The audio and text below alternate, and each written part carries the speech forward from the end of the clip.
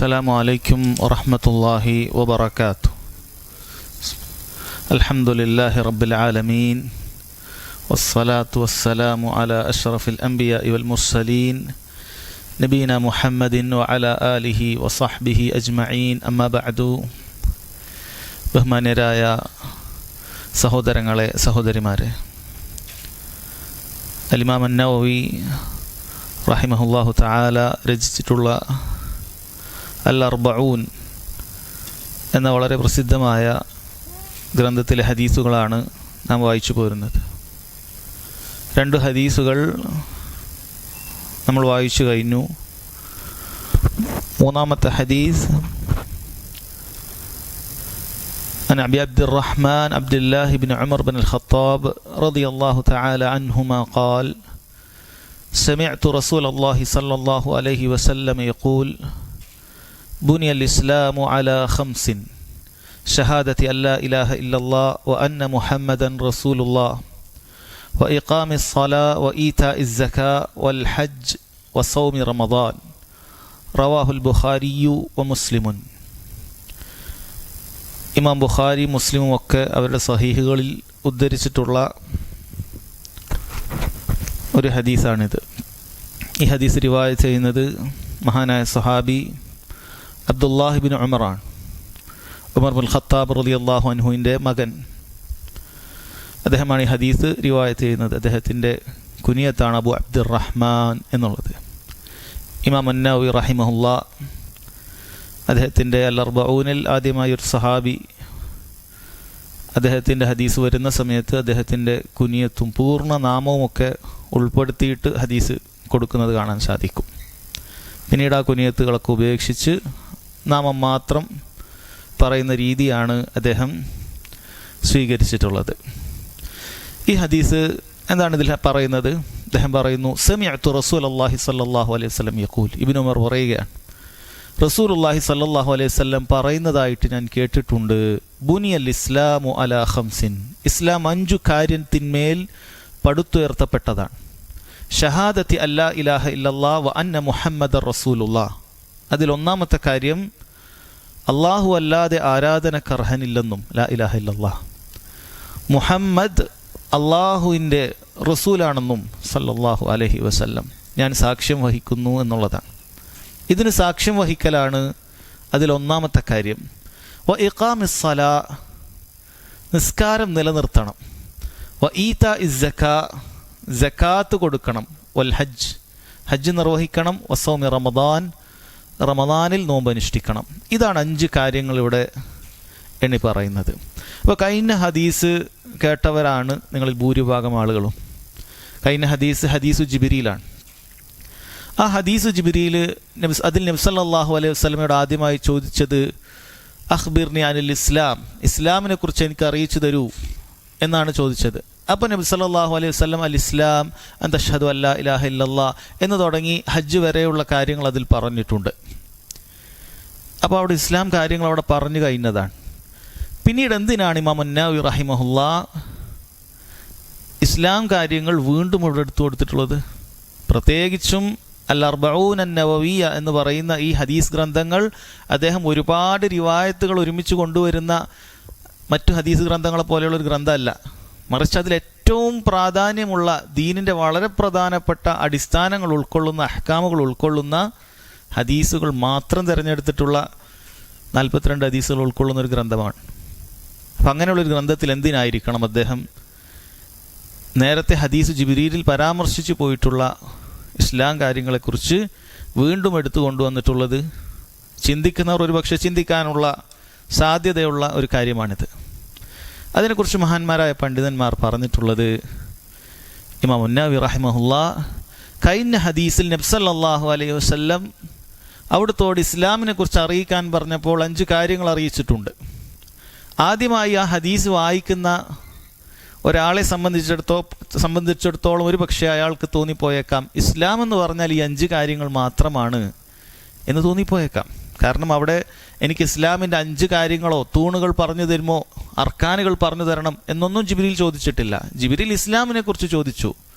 യാ മുഹമ്മദ് അഖ്ബിർനി അനിൽ ഇസ്ലാം, ഓ മുഹമ്മദ് ഇസ്ലാമിനെ കുറിച്ച് എനിക്ക് അറിയിച്ചു തരണം എന്നാണ് പറഞ്ഞത്. അപ്പോൾ നബി സല്ലല്ലാഹു അലൈഹി വസല്ലം ഈ 5 കാര്യങ്ങൾ അവിടെ പറഞ്ഞു കൊടുത്തിട്ടുള്ളൂ. ആ 5 കാര്യങ്ങൾ കൊണ്ട് ഉദ്ദേശിക്കുന്നത് അത് ഇസ്ലാമിൻ്റെ മുഴുവൻ കാര്യങ്ങളല്ല, എന്നാൽ വളരെ പ്രധാനപ്പെട്ട അതിൻ്റെ അർക്കാനുകളാണ്, അതിൻ്റെ സ്തംഭങ്ങളാണ്, തൂണുകളാണ് എന്ന് വിശദീകരിക്കുന്നതിന് വേണ്ടിയിട്ടാണ് അർക്കാനുൽ ഇസ്ലാം എന്ന് തന്നെ, ബുനിയൽ ഇസ്ലാം അഥവാ ഇസ്ലാം പടുത്തുയർത്തപ്പെട്ട 5, അതാണ് ഈ 5 കാര്യങ്ങൾ എന്ന് ഇമാം നബവി റഹിമഹുല്ലാ ഈ ഹദീസിലൂടെ അത് വിശദീകരിക്കുകയാണ്. അതായത് നേരത്തെ പറഞ്ഞ 5 കാര്യങ്ങൾ ഇസ്ലാമിൻ്റെ 5 പ്രധാനപ്പെട്ട സ്തംഭങ്ങളാണ്, അതല്ലാതെ മുഴുവനായ ഇസ്ലാം അല്ല. അല്ല, ഇസ്ലാമിൽ എത്ര കാര്യങ്ങളുണ്ട്. ഇസ്ലാം കാര്യങ്ങൾ 5 പറയുമ്പോൾ ഇസ്ലാമിൽ അതല്ലാത്തൊരുപാട് കാര്യങ്ങളുണ്ട്. ഇപ്പോൾ സലാം പ്രചരിപ്പിക്കൽ ഇസ്ലാമിൽപ്പെട്ട കാര്യമാണ്. ഒരുപാട് കാര്യങ്ങളുണ്ട്. തനിക്ക് ബാധിക്കാത്തതായ കാര്യങ്ങളെ തൊട്ട് അവഗണിച്ച് കളയുക അത് ഒരാളുടെ നല്ല ഇസ്ലാമിൽപ്പെട്ടതാണ് എന്ന് പറയപ്പെട്ട കാര്യമാണ്. അപ്പോൾ ഇസ്ലാമിൽ ഒരുപാട് കാര്യങ്ങളുണ്ട്. പക്ഷെ അതിലേറ്റവും പ്രാധാന്യമർഹിക്കുന്ന അതിൻ്റെ 5 സ്തംഭങ്ങളാണിത് എന്നുള്ളത് വിശദീകരിക്കുന്നതിന് വേണ്ടിയിട്ടാണ് അദ്ദേഹം ഇത് കൊണ്ടുവന്നിട്ടുള്ളത് എന്ന് കാണാൻ സാധിക്കും. അതുപോലെ തന്നെ ചില പണ്ഡിതന്മാർ പറഞ്ഞത് അർക്കാനുൽ ഇസ്ലാമിന്, ഇസ്ലാം കാര്യങ്ങൾക്ക് അത്രയും പ്രാധാന്യമുണ്ട്. നിങ്ങൾ ഹദീസ് ജിബ്രീൽ അത് കേട്ട് കഴിഞ്ഞു, ശരി, പക്ഷേ നിങ്ങൾ ഒന്നുകൂടി അത് ശരിക്കും അതിൽ ശ്രദ്ധ കൊടുക്കേണ്ടതുണ്ട്, അല്ലെ? ശ്രദ്ധ കൊടുക്കേണ്ട കാര്യങ്ങൾ എന്ത് ചെയ്യും? ആവർത്തിക്കപ്പെടും. ശ്രദ്ധ കൊടുക്കേണ്ട കാര്യങ്ങൾ ആവർത്തിക്കപ്പെടും. നബി സല്ലല്ലാഹു അലൈഹി വസല്ലം തന്നെ അവിടുത്തെ സംസാരങ്ങൾ ചിലപ്പോൾ 3 തവണ വരെയൊക്കെ ആവർത്തിക്കുമായിരുന്നു എന്നാണ്. കാരണം അത് കൂടുതൽ ശ്രദ്ധിക്കുന്നതിന് വേണ്ടിയിട്ടാണ്. അങ്ങനെയും പണ്ഡിതന്മാർ വിശദീകരിച്ചത് കാണാൻ സാധിക്കും. ശരി, ഹദീസിൻ്റെ വിശദീകരണത്തിലേക്ക് വരാം. എന്താണ് അദ്ദേഹം പറഞ്ഞത്? നബി സല്ലല്ലാഹു അലൈഹി വസല്ലം പറയുന്നതായി ഞാൻ കേട്ടു. എന്താണ് കേട്ടത്? ബുനിയൽ ഇസ്ലാമു അലാ ഖംസിൻ. ബുനിയ എന്ന് പറഞ്ഞ വാക്കിനർത്ഥം പടുത്തുയർത്തപ്പെട്ടു എന്നാണ്. ആ വാക്കിനർത്ഥം പടുത്തുയർത്തപ്പെട്ടു എന്നാണ് അർത്ഥം. എന്താണ് പൊതുവെ പടുത്തുയർത്തപ്പെട്ടു എന്ന് പറയുമ്പോൾ അത് പൊതുവെ മഹ്സൂസായ, നമുക്ക് പഞ്ചേന്ദ്രിയങ്ങൾ കൊണ്ട് സ്പർശിക്കാനും കാണാനൊക്കെ പറ്റുന്ന സാധനങ്ങളെ ആണല്ലോ നമ്മൾ പടുത്തുയർത്തപ്പെടുക എന്ന് പറയും. ഈ മസ്ജിദ് പടുത്തുയർത്തപ്പെട്ടു എന്ന് പറയും, അല്ലെങ്കിൽ നിർമ്മിക്കപ്പെട്ടു, കാറ് നിർമ്മിക്കപ്പെട്ടു, വാഹനം നിർമ്മിക്കപ്പെട്ടു, അങ്ങനെയൊക്കെയാണ് നമ്മൾ പറയുക. ഇസ്ലാം എന്ന് പറയുന്നത് അങ്ങനെ ഒരു കാര്യമല്ലല്ലോ.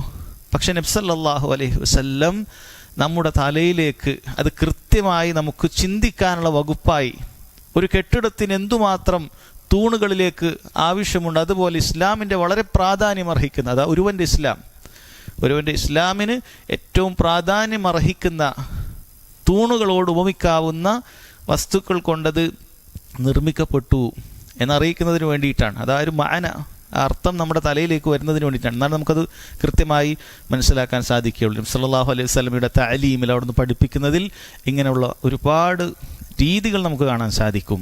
ബുനിയൽ ഇസ്ലാമു, ഇസ്ലാം പടുത്തുയർത്തപ്പെട്ടു എന്നാണ് പറയുന്നത്. ഇസ്ലാം എന്ന് പറയുന്നത് വളരെ വിശാലമായൊരു അർത്ഥമാണ്, അല്ലേ? ഇസ്ലാം എന്നുകൊണ്ട് ഉദ്ദേശിക്കുന്നത് ആദം അലൈഹി സ്വലാത്തു വസ്സലാം മുതൽ മുഹമ്മദ് സല്ലല്ലാഹു അലൈഹി വസല്ലം വരെയുള്ള മുഴുവൻ നബിമാരും കൊണ്ടുവന്നിട്ടുള്ള ദീൻ അത് ഇസ്ലാമാണ്. എന്നാൽ ഇവിടെ ഉദ്ദേശിക്കുന്നത് നബി സല്ലല്ലാഹു അലൈഹി വസല്ലമയുടെ നിയോഗത്തിന് ശേഷമുള്ള ഇസ്ലാമിനെ കുറിച്ചിട്ടാണ്. അൽ ഇസ്ലാം ബിമഅന അൽ ഖാസ്, അതിന് പ്രത്യേകമായിട്ടുള്ള അർത്ഥമാണ് ഇവിടെ ഉദ്ദേശിക്കുന്നത്.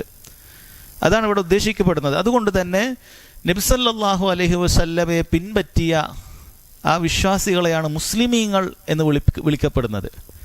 മൂസ അലൈഹി സ്വലാത്തു വസ്സലാമയെ പിൻപറ്റിയ യഹൂദരെ, അവരെ എത്ര നല്ല രീതിയിൽ പിൻപറ്റിയ ആളുകളാണെങ്കിലും ശരി, അവരെ എന്നും മുസ്ലിമീങ്ങളെന്ന് വിളിക്കുകയില്ല. നസ്രാണികളെയും അങ്ങനെ തന്നെ, ഈസാ അലൈഹി സ്വലാത്തു വസ്സലാമയെ പിൻപറ്റിയ ആളുകളെ ഇന്നും മുസ്ലിമീങ്ങളെന്ന് വിളിക്കുകയില്ല. കാരണം മുഹമ്മദ് സല്ലല്ലാഹു അലൈഹി വസല്ലമയുടെ നിയോഗത്തോടുകൂടി, അവിടുന്ന് നബിയായതോടുകൂടി കഴിഞ്ഞുപോയ മുഴുവൻ നിയമങ്ങളും കലാഹരണപ്പെട്ടുപോയി. തൗറാത്തിൻ്റെ നിയമങ്ങൾ ഇനി ബാധകമാവുകയില്ല. ഇഞ്ചീലിലെ നിയമങ്ങൾ ഇനി അത് വെച്ചിട്ടല്ല നമ്മൾ അള്ളാഹുവിനെ ഇബാദത്ത് ചെയ്യേണ്ടത്. നബി സല്ലല്ലാഹു അലൈഹി വസല്ലമയുടെ നിയോഗാനന്തരം അത് പൂർണ്ണമായും അള്ളാഹു സുബ്ഹാനഹു വ തആല ഇബാദത്ത് ചെയ്യേണ്ടത് അവിടുന്ന് കൊണ്ടുവന്ന ശരീഅത്ത് അനുസരിച്ചിട്ടാണ്. നബി സല്ലല്ലാഹു അലൈഹി വസല്ലമക്ക് അള്ളാഹു തആല നൽകിയ ഖുർആൻ അനുസരിച്ചിട്ടാണ്. അപ്പോൾ ഇവിടെ ഇസ്ലാം എന്നുകൊണ്ട് ഉദ്ദേശിക്കുന്നത് ആ അർത്ഥത്തിലാണ് എന്ന് മനസ്സിലാക്കുക. അതല്ലെങ്കിൽ ഇസ്ലാം വിശാലമായ അർത്ഥത്തിലുള്ളതാണ്. മൂസ അലൈഹി സ്വലാത്തു വസ്സലാമയും കൊണ്ടുവന്നത് ഇസ്ലാമാണ്. അല്ലെ, ചില ആളുകളൊക്കെ who is the founder of Islam എന്നൊക്കെ പറഞ്ഞിട്ട് ഇങ്ങനെ ഗൂഗിളിലൊക്കെ കാണും, ആരാണ് ഇസ്ലാമിൻ്റെ സ്ഥാപകൻ? ഉത്തരം മുഹമ്മദ് സല്ലല്ലാഹു അലൈഹി വസല്ലം. തെറ്റാണത്.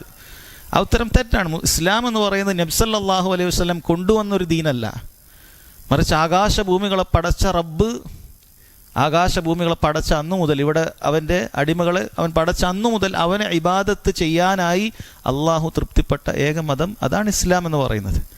അതുകൊണ്ട് തന്നെ ആദം അലൈഹി സ്വലാത്തു വസ്സലാമയുടെ മതം ഇസ്ലാമാണ്. ഇങ്ങോട്ടുള്ള മുഴുവൻ അമ്പിയാക്കളുടെയും മതം ഇസ്ലാമാണ്. അവരെല്ലാവരും അള്ളാഹുവിലേക്ക് ക്ഷണിക്കാൻ വന്ന അമ്പിയാക്കളാണ്. അത് നമ്മൾ പ്രത്യേകം മനസ്സിലാക്കേണ്ടതുണ്ട്. ആ ഇസ്ലാമിൻ്റെ അവസാനത്തെ പ്രവാചകനാണ് മുഹമ്മദ് സല്ലല്ലാഹു അലൈഹി വസല്ലം. അവിടുന്ന് പറഞ്ഞല്ലോ, എനിക്ക് എൻ്റെ ഉപമ പറയാനുള്ളത് ഒരു കെട്ടിടം, ആ കെട്ടിടത്തിന് പൂർണ്ണമായി അത് നിർമ്മിക്കപ്പെട്ടിട്ടുണ്ട്, പക്ഷെ അതിൽ ഒരു ഇഷ്ടിക മാത്രം വെച്ചിട്ടില്ല. അങ്ങനെ അത് പൂർത്തിയാകാതെ കിടക്കുകയാണ്. ഞാൻ അങ്ങനെയാണ്. ആ ഇഷ്ടികയാണ്, അവസാനമായി വെച്ച ഇഷ്ടികയാണ്, ആ പൂർത്തിയാക്കാൻ വന്ന ആളാണ് ഞാൻ. ഇനി ഖിയാമത്ത് നാൾ വരെ മറ്റൊരു നബി വരാനില്ല.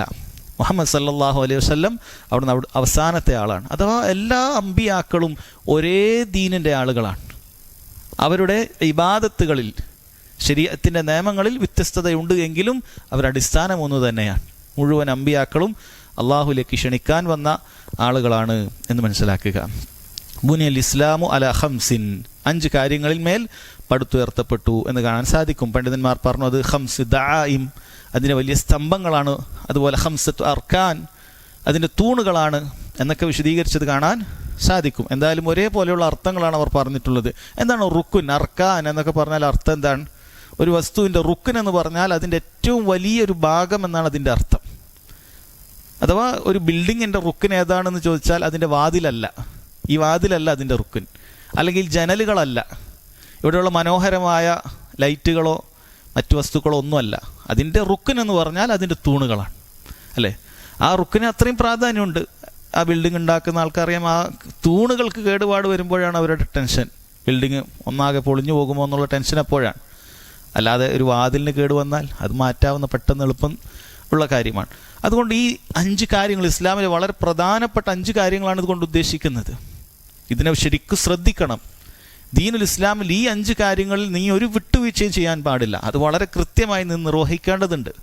അത്രയും പ്രാധാന്യം അതിനുണ്ട്.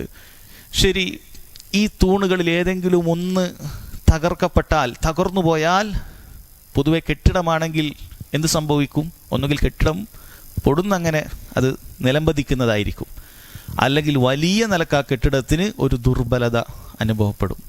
സമീപ ഭാവിയിൽ കെട്ടിടം തകരുമെന്നുള്ള താക്കീതുകൾ വരും. അതുപോലെയാണ് ഇസ്ലാമിൻ്റെ ഈ 5 തൂണുകളുടെയും കാര്യം. ഈ 5 തൂണുകൾ എന്നാലും എല്ലാം ഒരുപോലെയല്ല, അങ്ങനൊരു വ്യത്യാസമുണ്ട്. ഈ 5 തൂണുകൾ എല്ലാം പ്രാധാന്യമുള്ളതാണെങ്കിലും എല്ലാം ഒരുപോലെയല്ല. അതിൽ ചില തൂണുകളുണ്ട്, ആ തൂണില്ലാതായാൽ കെട്ടിടമില്ല.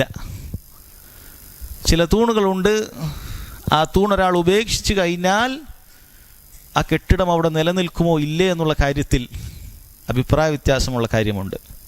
ചില തൂണുകളുണ്ട്, അതവൻ്റെ ദീനിന് തന്നെ ഭീഷണിയായി നിലനിൽക്കുന്ന കാര്യമാണ്. ആ കെട്ടിടം അവിടെ ഉണ്ട് എന്നുള്ള അർത്ഥത്തിൽ വിശദമായി വരാം. ഒന്നാമതായി പറഞ്ഞ അതിൻ്റെ ഏറ്റവും വലിയ തൂണ് ഏതാണ്? ഷഹാദത്തി അല്ലാ ഇലാഹ ഇല്ലല്ലാഹ് വ അന്ന മുഹമ്മദൻ റസൂലുള്ളാഹ്. ലാ ഇലാഹ ഇല്ലല്ലാഹ് മുഹമ്മദൻ റസൂലുള്ളാഹ് എന്ന ഷഹാദത്താണ്, കലിമത്തു തൗഹീദ്.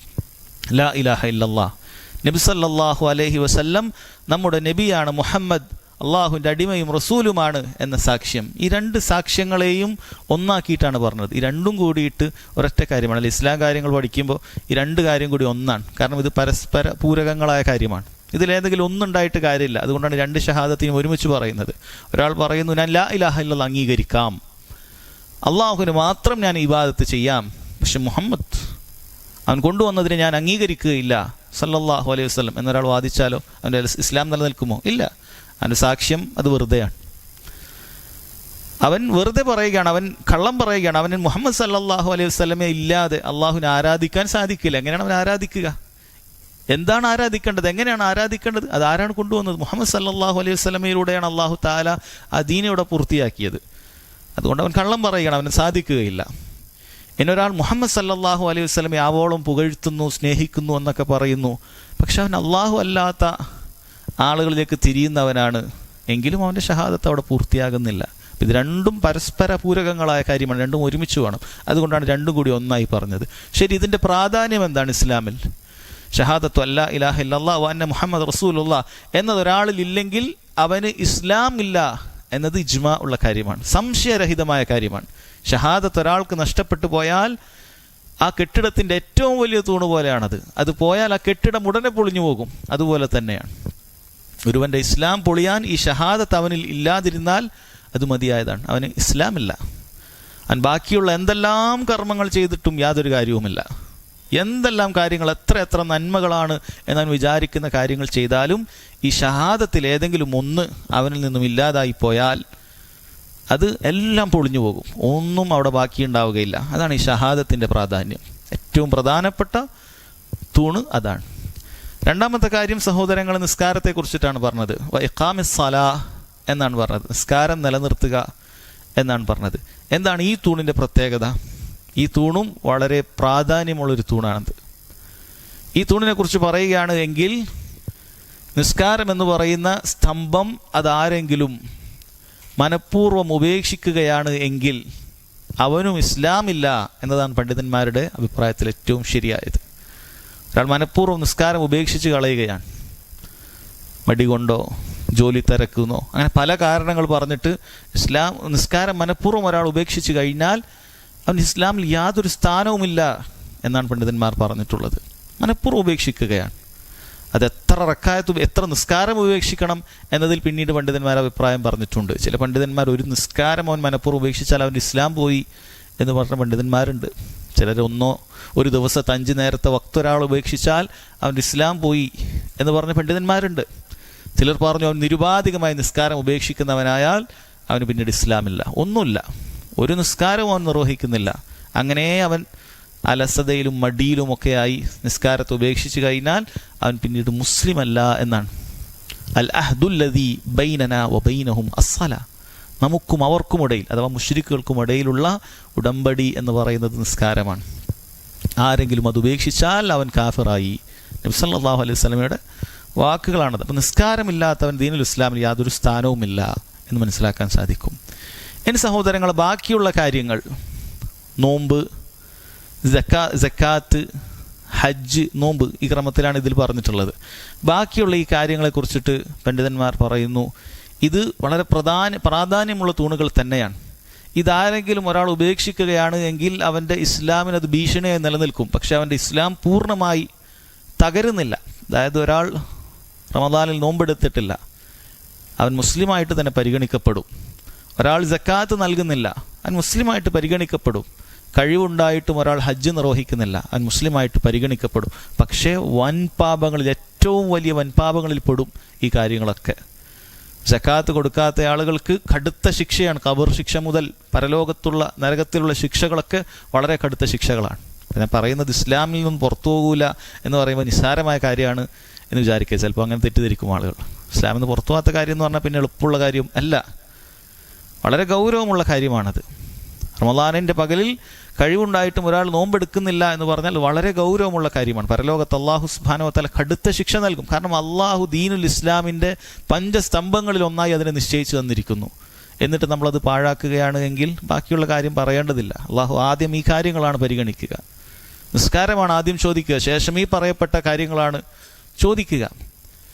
അതുപോലെ കഴിവുണ്ടായിട്ടും ഒരാൾ ഹജ്ജ് നിർവഹിച്ചിട്ടില്ല എങ്കിലും അത് വളരെ ഗൗരവമുള്ള കാര്യമായിട്ട് തന്നെ താക്കീതുകൾ നബി സല്ലല്ലാഹു അലൈഹി വസല്ലം പറഞ്ഞു തന്നിട്ടുണ്ട്. ബാക്കിയുള്ള 3 കാര്യങ്ങളും സഹോദരങ്ങളെ അങ്ങനെയാണ്. എന്നാൽ നിസ്കാരം ഉൾപ്പെടെ സക്കാത്തും ഹജ്ജും നോമ്പും ഒക്കെ ഒരാൾ അതിൻ്റെ വുജൂബിനെ തന്നെ നിഷേധിച്ചു എന്ന് വിചാരിക്കുക എങ്കിൽ മുഴുവൻ ഏത് കർമ്മമാകട്ടെ, നിസ്കാരം മാത്രമല്ല, സക്കാത്താകട്ടെ, ഹജ്ജാകട്ടെ, നോമ്പാകട്ടെ, ഒരാൾ അതിൻ്റെ വുജൂബിനെ തന്നെ, അഥവാ അതൊരു നിർബന്ധ ബാധ്യതയാണ് എന്ന കാര്യം തന്നെ ഒരാൾ നിഷേധിച്ചു കഴിഞ്ഞാൽ അവൻ ദീനുൽ ഇസ്ലാമിൽ നിന്ന് പുറത്തു പോകും. അതിൽ തർക്കമില്ലാത്ത കാര്യമാണത്. നിസ്കാരത്തിൻ്റെ കാര്യത്തിൽ ചെറിയൊരു തർക്കം പണ്ഡിതന്മാർക്കുണ്ട്. അത് മടി കൊണ്ട് നിസ്കാരം ഉപേക്ഷിച്ചാൽ മുസ്ലിമാണോ അല്ലേ എന്നുള്ള കാര്യത്തിൽ അഭിപ്രായ വ്യത്യാസമുണ്ട്. സ്വഹാബികളുടേത് മുതൽ ഇങ്ങോട്ടുള്ള അഭിപ്രായങ്ങൾ പരിശോധിച്ചാൽ അത് മടി കൊണ്ടാണെങ്കിൽ പോലും അവൻ ഇസ്ലാമിൽ നിന്ന് പുറത്തു പോകുമെന്നുള്ളതാണ് ശരിയായ ഉത്തരം. എന്നാൽ ഒരാൾ അതിൻ്റെ വുജൂബിനെ തന്നെ, നിർബന്ധ ബാധ്യതയാണ് എന്നതിനെ തന്നെ നിഷേധിച്ച് കളഞ്ഞാലോ ദീനുൽ ഇസ്ലാമിൽ പിന്നീട് യാതൊരു സ്ഥാനവുമില്ല. എന്താണ് അതിനെ വുജൂബിനെ തന്നെ നിഷേധിക്കുക എന്ന് പറഞ്ഞാൽ? അവൻ പറയുന്നത് എനിക്ക് ഹുർരിയത്തുണ്ട്, എനിക്ക് സ്വാതന്ത്ര്യമുണ്ട്, വേണമെങ്കിൽ നിസ്കരിക്കുക, അല്ലെങ്കിൽ നിസ്കരിക്കേണ്ട ആവശ്യമില്ല, സക്കാത്ത് വേണമെങ്കിൽ കൊടുത്തോ അല്ലെങ്കിൽ കൊടുക്കുക, അങ്ങനെ ആവശ്യമൊന്നുമില്ല, അങ്ങനെ നിർബന്ധമായി കൊടുക്കേണ്ട കാര്യമൊന്നുമില്ല. മക്കത്ത് നീ പോവുകയാണെങ്കിൽ പോയിക്കോളൂ, അല്ലെങ്കിൽ പോകേണ്ട ആവശ്യമൊന്നുമില്ല, അങ്ങനെ നിർബന്ധമൊന്നുമില്ല. അങ്ങനെയാണ് അവൻ്റെ വാദം. അവന് സ്വന്തമായിട്ട് എന്തുണ്ട്, സ്വാതന്ത്ര്യമുണ്ട്. ഇതൊക്കെ അങ്ങനെ എനിക്ക് വേണമെങ്കിൽ ചെയ്താൽ മതി, അങ്ങനെ നിർബന്ധമൊന്നും പറയാൻ പറ്റൂല, വേണമെന്നവർ ചെയ്യട്ടെ. അങ്ങനെയാണ് ഈ കാര്യങ്ങളെക്കുറിച്ച് അവൻ മനസ്സിലാക്കുന്നത് എങ്കിൽ അവൻ്റെ ഇസ്ലാം ഇല്ല, ദീനുൽ ഇസ്ലാമിൽ നിന്നും പുറത്തു പോകുന്നതായിരിക്കും എന്ന് സഹോദരങ്ങളെ മനസ്സിലാക്കുക. അപ്പോൾ അത്രയും പ്രാധാന്യമുള്ള 5 കാര്യങ്ങളെക്കുറിച്ചിട്ടാണ് ഇവിടെ പറഞ്ഞിട്ടുള്ളത്. ഓരോന്നും നമ്മൾ വിശദീകരിക്കുന്നില്ല, കാരണം ഇത് കഴിഞ്ഞ ഇസ്ലാം കാര്യങ്ങളിൽ നമ്മൾ വിശദീകരിച്ചതാണ്. അതിൻ്റെ ഈ കാര്യങ്ങൾ മാത്രം ഇവിടെ പറയുകയാണ്. പിന്നീടൊരു വിഷയം പറയാനുള്ളത്, ഈ ഹദീസിൽ നമ്മൾ കണ്ടു, ഈ ഹദീസിൽ നബി സല്ലല്ലാഹു അലൈഹി വസല്ലം ആദ്യം ഏതാണ് പറഞ്ഞിട്ടുള്ളത്? വഹജ്ജുൽ ബൈത്ത്, പിന്നെയാണ് വസൗമി റമളാൻ എന്ന് പറഞ്ഞിട്ടുള്ളത്. ഹജ്ജ് ആദ്യം പറയുകയും റമളാൻ മാസത്തെ നോമ്പ് പിന്നീട് പറയുകയും ചെയ്തിട്ടുണ്ട്. നമ്മൾ പൊതുവേ കേട്ടുവന്നത് ഹജ്ജ് അവസാനത്തിലാണ്, അല്ലേ? പൊതുവേ നമ്മൾ കേട്ടുവന്ന ഹദീസുകളിലൊക്കെ ഹജ്ജ് അവസാനത്തിലാണുള്ളത്. എന്തുകൊണ്ടാണ് ഇവിടെ ഇമാം നവവി റഹിമഹുല്ല ഹജ്ജ് ആദ്യം വന്നത് കൊടുക്കുകയും പിന്നീട് നോമ്പ് വന്നത് കൊടുക്കുകയും ചെയ്തിട്ടുള്ളത്? എന്താണ്, ഏതൊരു അർത്ഥത്തിലാണ് ഇതിനെ മനസ്സിലാക്കേണ്ടത്? യഥാർത്ഥത്തിൽ ഇബ്നു ഉമർ റളിയല്ലാഹു അൻഹുമ തന്നെ, അദ്ദേഹം തന്നെ നോമ്പ് ആദ്യം പറയുകയും പിന്നീട് ഹജ്ജ് പറയുകയും ചെയ്ത റിവായത്ത് അദ്ദേഹം തന്നെ പറയുകയും ചെയ്തിട്ടുണ്ട്. മാത്രമല്ല, അദ്ദേഹം അങ്ങനെ പറഞ്ഞപ്പോൾ ഒരാൾ പറഞ്ഞു, അല്ല ഹജ്ജ് ആദ്യം പിന്നെ നോമ്പാണെന്ന് പറഞ്ഞു. ഇബ്നു ഉമർ ഇതിൽ പറഞ്ഞതുപോലെ ഒരാൾ തിരുത്തുകയുണ്ടായി. അപ്പോൾ ഇബ്നു ഉമർ പറഞ്ഞു, അല്ല നോമ്പ് ആദ്യവും ഹജ്ജ് പിന്നീടുമാണ് എന്നും പറഞ്ഞിട്ടുണ്ട്. എങ്ങനെയാണ് ഇതൊക്കെ അങ്ങനെ വന്നിട്ടുള്ളത്? പണ്ഡിതന്മാർ പല അഭിപ്രായങ്ങൾ ഇതിൽ പറഞ്ഞിട്ടുണ്ട്. ചിലർ പറഞ്ഞു, ഇത് ശേഷക്കാരെ സ്വഹാബിയിൽ നിന്നും കേൾക്കുന്ന, അതൊരു പരമ്പരയിലാണ് ഇത് വരിക. സ്വഹാബിയിൽ നിന്നും മറ്റൊരു സ്വഹാബിയോ അല്ലെങ്കിൽ ഒരു താബിഇയോ ഇത് കേട്ടിട്ടുണ്ടാകും, അദ്ദേഹത്തിൽ നിന്നും മറ്റൊരാൾ കേട്ടിട്ടുണ്ടാകും. അങ്ങനെയാണല്ലോ ഈ ഹദീസിൻ്റെ മുഹദ്ദിസിയുടെ കയ്യിലെത്തുക. അപ്പോൾ കേട്ട വ്യക്തികളിൽ ആരെങ്കിലും ഒരാൾ അത് മാറ്റി പറഞ്ഞതായിരിക്കും. കാരണം നബി സല്ലല്ലാഹു അലൈഹി വസല്ലം അറബി ഭാഷയിലുള്ള വാവ് എന്ന് പറയുന്ന, ആൻഡ് നമ്മൾ ഇംഗ്ലീഷിലൊക്കെ പറയുന്ന ആ ഒരു അക്ഷരമാണ് ഉപയോഗിച്ചത്. ഇഖാമിസ് സലാ വ ഈതാഇസ് സക്കാ വ ഹജ്ജിൽ ബൈത്ത് വ സൗമി റമളാൻ. ആ വാവിന് അറബി ഭാഷയിൽ ക്രമത്തിനെ ഒന്നും അറിയിക്കുന്ന ഒരു നിയമം വാവിനില്ല. വാവ് വെച്ചിട്ട് മുഹമ്മദുൻ വസെയ്ദുൻ എന്ന് പറഞ്ഞാൽ, ഇപ്പോൾ ജാ മുഹമ്മദുൻ വസെയ്ദുൻ, മുഹമ്മദുൻ സെയ്ദും വന്നു എന്ന് പറഞ്ഞാൽ ആദ്യം മുഹമ്മദ് വന്നു പിന്നീട് സെയ്ദ് വന്നു എന്നൊന്നും അറിയിക്കുന്നില്ല. സെയ്ദ് ചിലപ്പോൾ ആദ്യം വന്നിട്ടുണ്ടാവും, പിന്നെ ആയിരിക്കും മുഹമ്മദ് വന്നു, രണ്ടാളും വന്നു എന്ന് മാത്രമേ അത് അറിയിക്കുന്നുള്ളൂ. അതായത് വാവ് ഒരു ക്രമത്തെ അറിയിക്കുന്നില്ല. അതുകൊണ്ട് ശേഷക്കാരായ ഏതെങ്കിലും റാവിമാർ അവർ ചിലപ്പോൾ അങ്ങനെ ഉദ്ധരിച്ചതായിരിക്കാം. അങ്ങനൊരു അഭിപ്രായം പണ്ഡിതന്മാർ പറഞ്ഞിട്ടുണ്ട്. വേറെ ചില പണ്ഡിതന്മാർ പറഞ്ഞിട്ടുള്ളത്, ഇബ്നു ഉമർ റളിയല്ലാഹു അൻഹുമ 2 രൂപത്തിലും നബി സല്ലല്ലാഹു അലൈഹി വസല്ലമയിൽ നിന്നും ഹദീസ് കേട്ടിട്ടുണ്ട്. ഒരിക്കൽ നബി സല്ലല്ലാഹു അലൈഹി വസല്ലം നമ്മുടെ ഈ ഹദീസ് പോലെ ഹജ്ജിനെ മുന്തിച്ച് പറയുകയും നോമ്പിനെ പിന്തിച്ച് പറയുകയും ചെയ്ത രൂപത്തിലാണ് ഇസ്ലാം കാര്യങ്ങളെ പഠിപ്പിച്ചു കൊടുത്തത്. മറ്റ് ഒരിക്കൽ നബി സല്ലല്ലാഹു അലൈഹി വസല്ലം പൊതുവെ നാം കേൾക്കാറുള്ളതുപോലെ നോമ്പിനെ മുന്തിച്ച് ഹജ്ജിനെ പിന്തിച്ചിട്ടാണ് പറഞ്ഞു കൊടുത്തത്. അദ്ദേഹം അത് 2 റിവായത്ത് ചെയ്തിട്ടുണ്ട് എന്ന് മനസ്സിലാക്കാം എന്ന് പറഞ്ഞു. പക്ഷെ അങ്ങനെയാണെങ്കിലും വേറൊരു ചോദ്യം വരുന്നുണ്ട്. ഇബ്നു ഉമർ റളിയല്ലാഹു അൻഹുമ തന്നെ ഹജ്ജിനെ മുന്തിച്ച് പറഞ്ഞ സമയത്ത് ഒരു സഹാബി കേട്ടുനിന്ന ഒരാൾ, അല്ല നോമ്പാണ് ആദ്യം വേണ്ടത് എന്ന് പറഞ്ഞപ്പോൾ ഇബ്നു ഉമർ തന്നെ തിരുത്തിയിട്ടുണ്ടല്ലോ, അതങ്ങനെ സംഭവിക്കുന്നു? പണ്ഡിതന്മാർ പറഞ്ഞു, ഇബ്നു ഉമർ അന്ന് കേൾക്കുന്ന സമയത്ത് ഒരു പക്ഷേ അദ്ദേഹം അതുമാത്രമേ കേട്ടിട്ടുണ്ടാവുകയുള്ളൂ, ആദ്യം നോമ്പും പിന്നീട് ഹജ്ജും. അതുകൊണ്ടാണ് തിരിച്ചു പറഞ്ഞപ്പോൾ ആദ്യം ഹജ്ജും പിന്നീട് നോമ്പും, അതുകൊണ്ടാണ് തിരിച്ചു പറഞ്ഞപ്പോൾ അദ്ദേഹം അത് തിരുത്തി പറഞ്ഞത് എന്നൊക്കെ അഭിപ്രായപ്പെട്ടിട്ടുണ്ട്. എന്നാൽ വേറെ ചില പണ്ഡിതന്മാർ അതിനേക്കാളും നല്ല മനോഹരമായ രൂപത്തിൽ വിശദീകരിച്ചിട്ടുണ്ട്. ചിലർ പറഞ്ഞു, ഈ ഹദീസിൽ ഹജ്ജിനെ ആദ്യം കൊണ്ടുവന്നിട്ടുള്ളത് അത് അമലുകളുടെ പ്രാധാന്യത്തിന് അനുസരിച്ചിട്ടാണ് എന്നാണ്.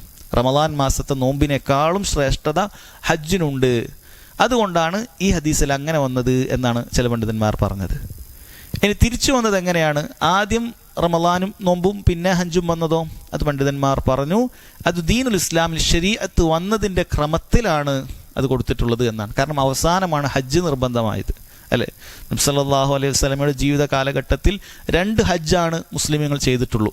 നബി സല്ലല്ലാഹു അലൈഹി വസല്ലം അതിൽ അവസാനത്തെ വർഷമാണ് ചെയ്തത്, നമുക്കറിയാവുന്ന കാര്യമാണ്. എന്നാൽ റമളാൻ അതിന് മുമ്പേ ഉണ്ട്, 9 വർഷത്തോളം റമളാൻ ഉണ്ടായിരുന്നു എന്നാണ്. അപ്പോൾ ജമൻ, ആ ഈജാബു സമാൻ, അതിൻ്റെ നിർബന്ധമായതിൻ്റെ കാലഘട്ടത്തിനനുസരിച്ചിട്ടാണ് അത് വന്നത്. ഈ രൂപത്തിലും അഭിപ്രായപ്പെട്ടിട്ടുണ്ട്. വേറെ ചില പണ്ഡിതന്മാർ അതിനേക്കാളും മനോഹരമായ മറ്റൊരു രീതിയിൽ അഭിപ്രായപ്പെട്ടു. അതായത് ഇസ്ലാമിലെ കർമ്മങ്ങൾ വ്യത്യസ്ത രൂപങ്ങളിലാണ്. അപ്പോൾ ആ കർമ്മങ്ങളിലെ പ്രധാനപ്പെട്ടത് ആദ്യം ഓരോന്നും കൊടുക്കുകയാണ് ഉണ്ടായത്. ഉദാഹരണത്തിന് നിസ്കാരം ആദ്യം കൊണ്ടുവന്നു. അത് ശരീരം കൊണ്ട് ചെയ്യേണ്ട കർമ്മങ്ങളിൽ ഏറ്റവും ശ്രേഷ്ഠമായത് എന്താണ്? നിസ്കാരമാണ്. അപ്പോൾ അതാദ്യം പറഞ്ഞു. ഷഹാദത്ത് എല്ലാത്തിലും ഒരുപോലെയാണ്, അതാദ്യം പറഞ്ഞു. പിന്നീട് സമ്പത്ത് കൊണ്ട് ചെയ്യേണ്ട കർമ്മങ്ങളിൽ ഏറ്റവും പ്രാധാന്യമുള്ളത് സക്കാത്താണ്. അപ്പോൾ അത് രണ്ടാമത് പറഞ്ഞു. പിന്നീട് മൂന്നാമതായി പറഞ്ഞിട്ടുള്ള കാര്യം എന്താണ്? അതായത് ഷഹാദത്ത് കഴിഞ്ഞിട്ടുള്ള നാലാമത്തെ മൊത്തത്തിൽ അത് പറഞ്ഞിട്ടുള്ളത് ഹജ്ജ് പറഞ്ഞത് സമ്പത്തും ശരീരവും ഒരുമിപ്പിച്ച് ചെയ്യുന്ന കർമ്മത്തിൽ ഏറ്റവും പ്രാധാന്യമുള്ളത് ഹജ്ജ് പറഞ്ഞു എന്നാണ്. പിന്നീട് നോമ്പിന് എന്താണ് രണ്ടാമത് പറഞ്ഞത്? കാരണം നോമ്പ് ശരീരം കൊണ്ട് ചെയ്യേണ്ട കാര്യമാണ്. അതിൽ ഏറ്റവും പ്രാധാന്യമുള്ള നിസ്കാരം ആദ്യം പറഞ്ഞു കഴിഞ്ഞു.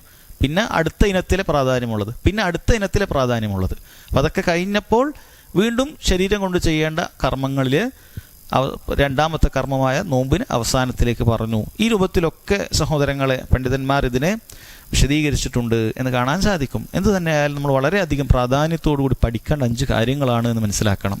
നമ്മൾ ദീൻ പഠിക്കുന്ന സമയത്തും ആളുകൾക്ക് പറഞ്ഞു കൊടുക്കുന്ന സമയത്തും നമ്മൾ പാലിക്കേണ്ട ഒരു ക്രമം തന്നെയാണ് ഈ ഹദീസിലുള്ളത്. അതുകൊണ്ട് നമ്മൾ ശരിക്കും ശ്രദ്ധിക്കേണ്ട, അല്ല നമ്മൾ പറയും ദീനിൽ എന്തൊക്കെയാണ് പഠിക്കേണ്ടതെന്നൊക്കെ നമ്മൾ പലപ്പോഴും ചോദിക്കാറ്. ഈ ക്രമത്തിലാണ് പഠിക്കേണ്ടത്.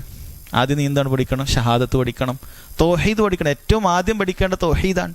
നബി സല്ലല്ലാഹു അലൈഹി വസല്ലം സ്വഹാബികളെ വ്യത്യസ്ത മേഖലകളിലേക്ക്, രാജ്യങ്ങളിലേക്ക് ദഅവത്തിന് വേണ്ടി പറഞ്ഞയച്ചപ്പോൾ എന്താണ് ആദ്യം പറഞ്ഞിട്ടുള്ളത്?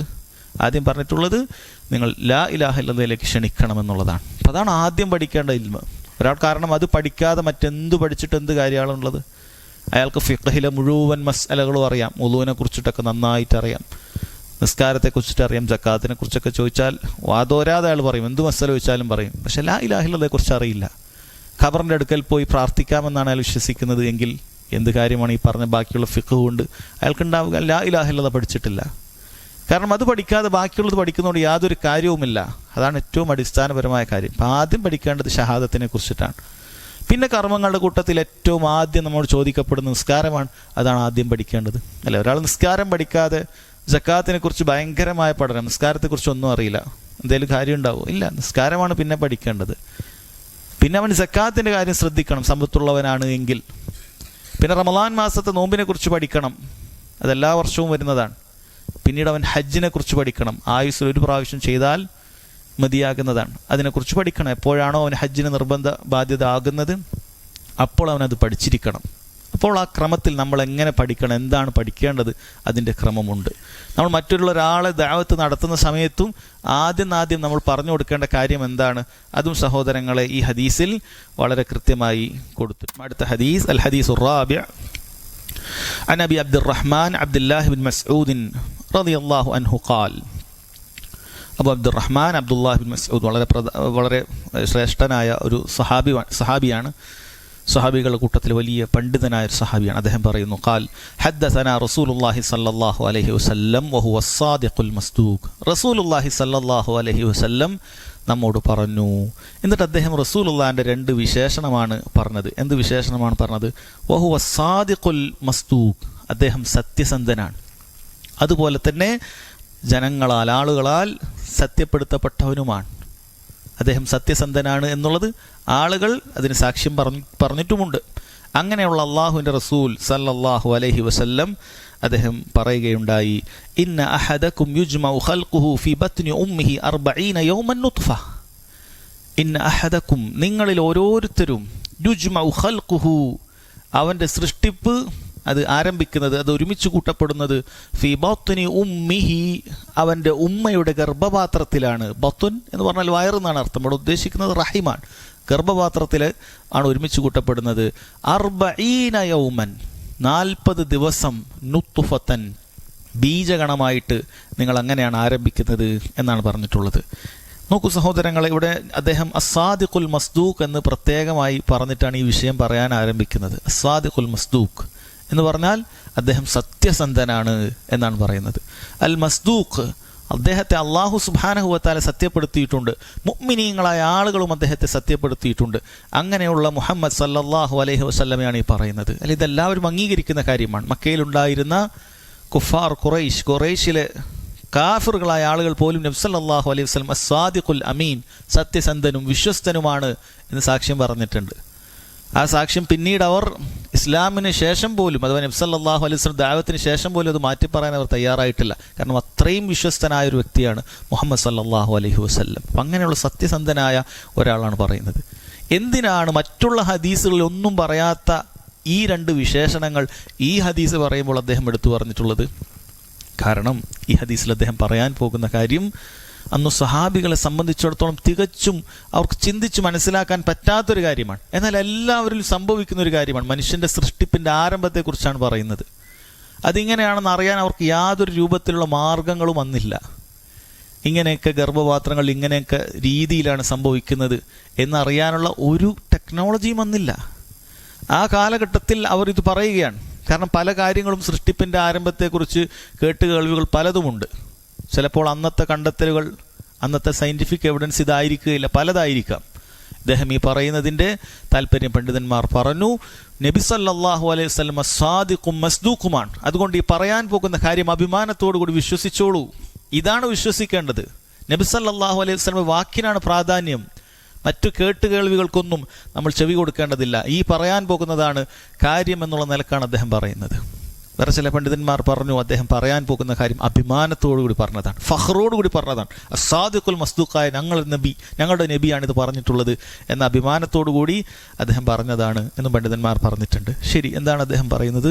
നബി സല്ലല്ലാഹു അലൈഹി വസല്ലം പറഞ്ഞതായിട്ട്, ഇന്ന അഹദക്കും, നിങ്ങളിൽ ഓരോരുത്തരും, സ്വഹാബികൾ മാത്രമല്ല മറിച്ച് മനുഷ്യകുലത്തിലെ ഓരോരുത്തരും അവരുടെ സൃഷ്ടിപ്പിനെ കുറിച്ചിട്ടാണ് പറയുന്നത്.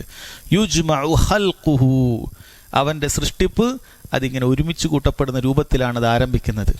അല്ലാഹു സുബ്ഹാനഹു വ തആല നമ്മൊക്കെ പടക്കുന്നതിൻ്റെ ആരംഭം എങ്ങനെയാണ്? നമ്മളൊക്കെ സൃഷ്ടിപ്പിൻ്റെ ആരംഭം എന്താണ്? അത് യുജ്മഉ ഖൽഖുഹു, അത് ആരംഭിക്കുന്നത് ഫി ബത്നി ഉമ്മിഹി, തൻ്റെ ഉമ്മയുടെ ഗർഭപാത്രത്തിലാണ്. 40 യൗമൻ നുത്ഫ, 40 ദിവസം ബീജഗണം മാത്രമാണ്. അപ്പോൾ ആദ്യത്തെ 40 ദിവസത്തിൽ ആണിൻ്റെയും പെണ്ണിൻ്റെയും ബീജങ്ങൾ ഒരുമിച്ച് കൂടിയിട്ട് അതങ്ങനെ കൂടിച്ചേർന്നിരിക്കുകയാണ്. ഇങ്ങനെ മാത്രമാണുള്ളത്. ആദ്യത്തെ 40 ദിവസങ്ങളിൽ മറ്റൊന്നും അവിടെ സംഭവിക്കുന്നില്ല. ആണിൻ്റെയും പുരുഷൻ്റെയും സ്ത്രീയുടെയും ബീജം യുജ്മഉ എന്ന് പറഞ്ഞാൽ രണ്ടെണ്ണം ഒരുമിച്ച് കൂടുന്നു എന്നുള്ള കാര്യം ദീനുൽ ഇസ്ലാം മുമ്പേ പറഞ്ഞിട്ടുള്ള കാര്യമാണ്. ആണിൻ്റെയും പെണ്ണിൻ്റെയും ബീജഗണങ്ങൾക്ക് എന്തുണ്ട്? സൃഷ്ടിപ്പിൽ ആരംഭത്തിൽ തന്നെ പങ്കുണ്ട്. ഇത് രണ്ടും ഒരുമിച്ച് കൂടിയിട്ടാണ് സംഭവിക്കുന്നത് എന്ന് കാണാൻ സാധിക്കും. 40 യൗമൻ നുത്ഫ, 40 ദിവസം അത് ബീജഗണമായിട്ടുണ്ടാകും. സുമ്മ യകൂനു അലഖതൻ, പിന്നീട് അത് അലഖയായി മാറും. അലഖ എന്ന് പറഞ്ഞാൽ അത് രക്തപിണ്ഡം എന്ന് പറയാം. ഖിത്അതു അദ്ദം, രക്തപിണ്ഡമാണ്. കട്ട പിടിച്ച രക്തമല്ല, മറിച്ച് അതിന് താഴെയുള്ള കട്ട പിടിക്കാത്തതായ ഒരു രക്തപിണ്ഡത്തിൻ്റെ രൂപത്തിലാണ് പിന്നീട് ഉണ്ടാകുന്നത്. എത്രയാണോ മിസ്ല ദാലിക്, അതേപോലെ, അഥവാ 40 ദിവസം അങ്ങനെ തന്നെ. രണ്ടാമത്തെ 40 ദിവസം സഹോദരങ്ങൾ നമ്മളൊക്കെ ഒരു രക്തപിണ്ഡമായിട്ടായിരുന്നു ഉണ്ടായിരുന്നത് എന്ന് മനസ്സിലാക്കുക. സുമ്മ യകൂനു മുദ്ഗതൻ മിസ്ല ദാലിക്, പിന്നീടുള്ള 40 ദിവസം മുദ്ഗയായിട്ടാണ്.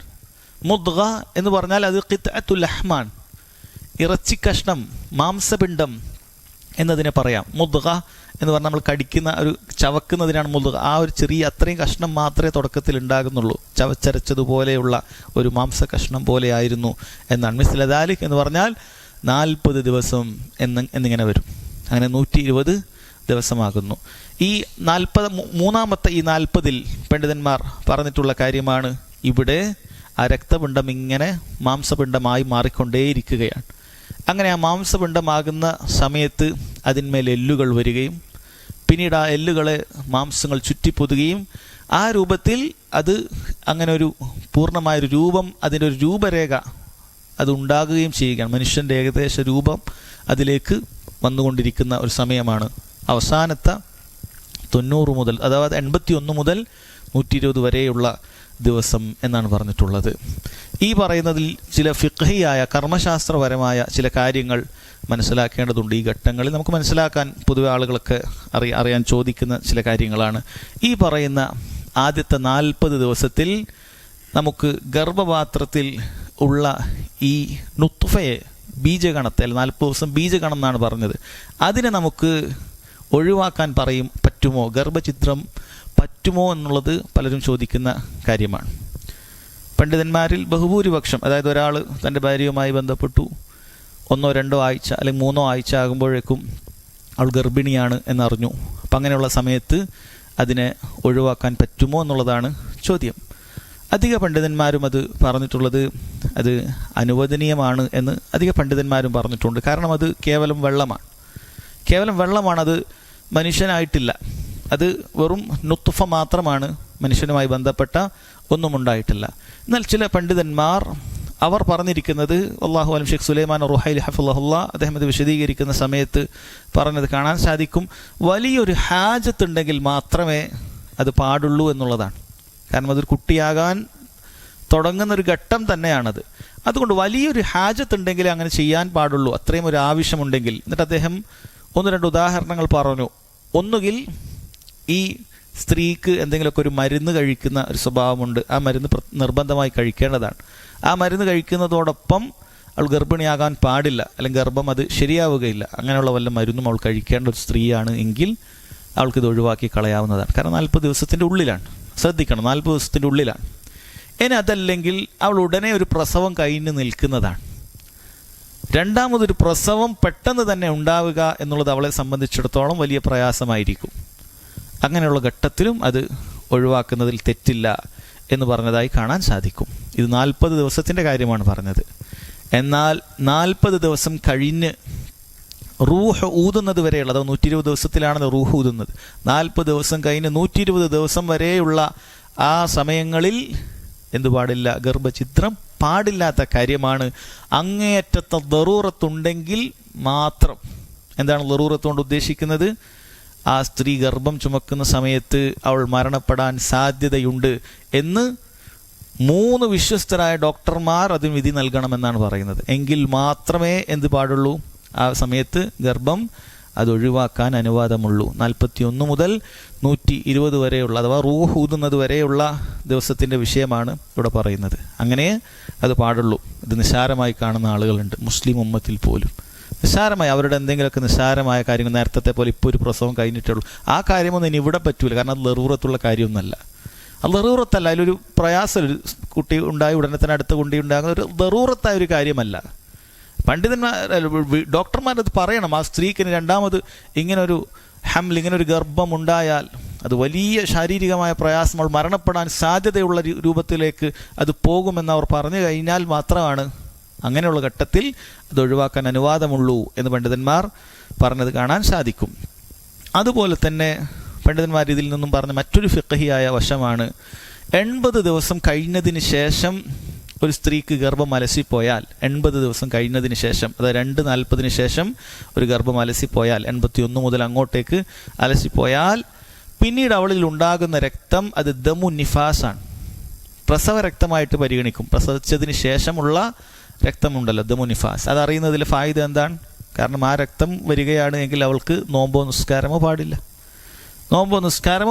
അതായത് 80 ദിവസം കഴിഞ്ഞതിന് ശേഷമാണ് എങ്കിൽ, 80 ദിവസം എന്ന് പറഞ്ഞാൽ 2 മാസവും 20 ദിവസവും ഒക്കെ കഴിഞ്ഞതിന് ശേഷമാണ് എങ്കിൽ അവൾക്കത് ദമു നിഫാസ് ആയിട്ടാണ് പരിഗണിക്കുക എന്ന് പറഞ്ഞിട്ടുണ്ട്. അപ്പം അതിൻ്റെ അഹ്കാമുകളാണ് അവളുടെ അവിടെ പിൻപറ്റേണ്ടത്. അതിൻ്റെ അഹ്കാമുകൾ, അതിൻ്റെ വിധിവിലക്കുകൾ. നിസ്കരിക്കാൻ അവൾക്ക് സാധിക്കുകയില്ല, റമദാനുണ്ട് എങ്കിൽ നോമ്പ് അത് ഒഴിവാക്കേണ്ടി വരും, പിന്നീട് നോറ്റ് വീട്ടേണ്ടി വരും, തുടങ്ങിയ കാര്യങ്ങളാണ് വേണ്ടത്.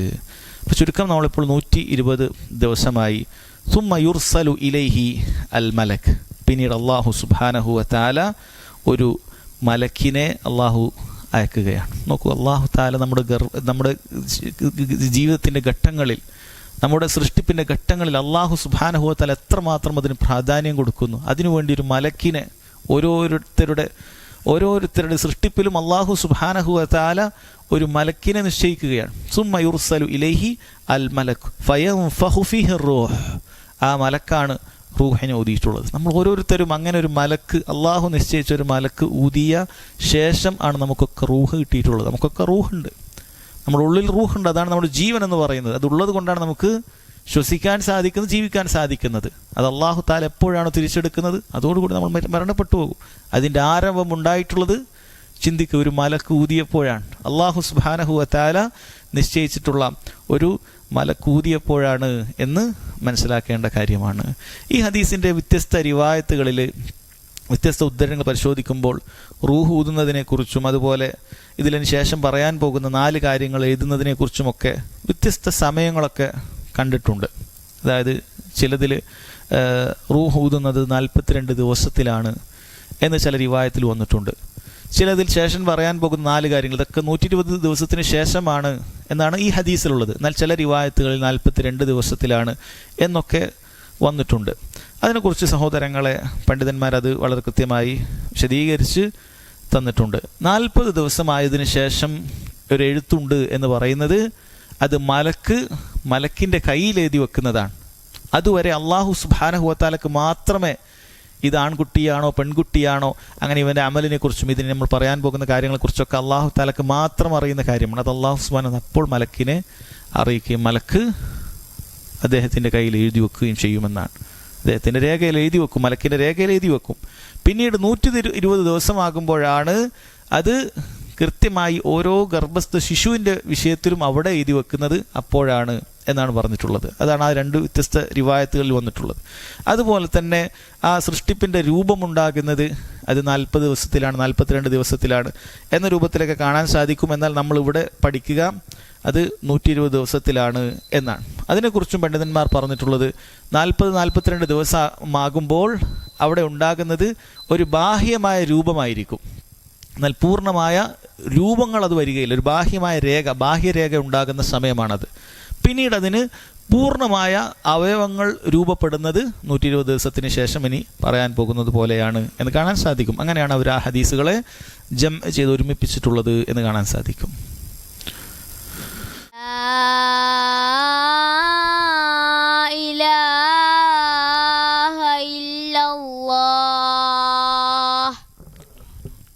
നമുക്ക് മേലെയുള്ള വ്യത്യസ്ത റിവായത്തുകൾ മനസ്സിലാക്കാൻ സാധിക്കുന്നത് നമ്മളിലുള്ള ഈ ഹദീസിലും അതല്ലാത്ത ഹദീസുകളിലൊക്കെ വന്നത് രൂപകൽപ്പനയും അതുപോലെ തന്നെ മലക്കിൻ്റെ എഴുത്തും അത് 2 തവണയുണ്ട് എന്ന് മനസ്സിലാക്കാൻ സാധിക്കും. അല്ലെങ്കിൽ അത് വൈരുദ്ധ്യമാണ് എന്ന് വിചാരിക്കേണ്ടതില്ല. കാരണം ഒന്ന് അത് മലക്കിൻ്റെ അടുക്കൽ എഴുതുന്നതാണ്, രണ്ടാമത്തേത് അത് ഗർഭസ്ഥ ശിശുവിൻ്റെ കാര്യത്തിൽ എഴുതുന്നതാണ് എന്ന് പണ്ഡിതന്മാർ പറഞ്ഞിട്ടുണ്ട്. ഇനി റൂഹ് ഊതുന്നത് അത് 120 ദിവസത്തിന് ശേഷമാണ് എന്നതിൽ മനസ്സിലാക്കാം. സുമ്മ യൻഫഖു ഫീഹി റൂഹ് അതിന് ശേഷമാണ് എന്നാണ് പറയുന്നത്. എന്നാൽ അതൊരിക്കലും അതിനു മുമ്പ് ഗർഭസ്ഥ ശിശുവിന് അനക്കങ്ങൾ ഉണ്ടാകില്ല എന്നർത്ഥമില്ല. അനക്കങ്ങൾ ഉണ്ടാകാം. ആ അനക്കങ്ങൾ ജീവനുള്ള റൂഹിൻ്റെ അടിസ്ഥാനത്തിലുമല്ല. അത് പ്രത്യേകം മനസ്സിലാക്കേണ്ട കാര്യമാണ്.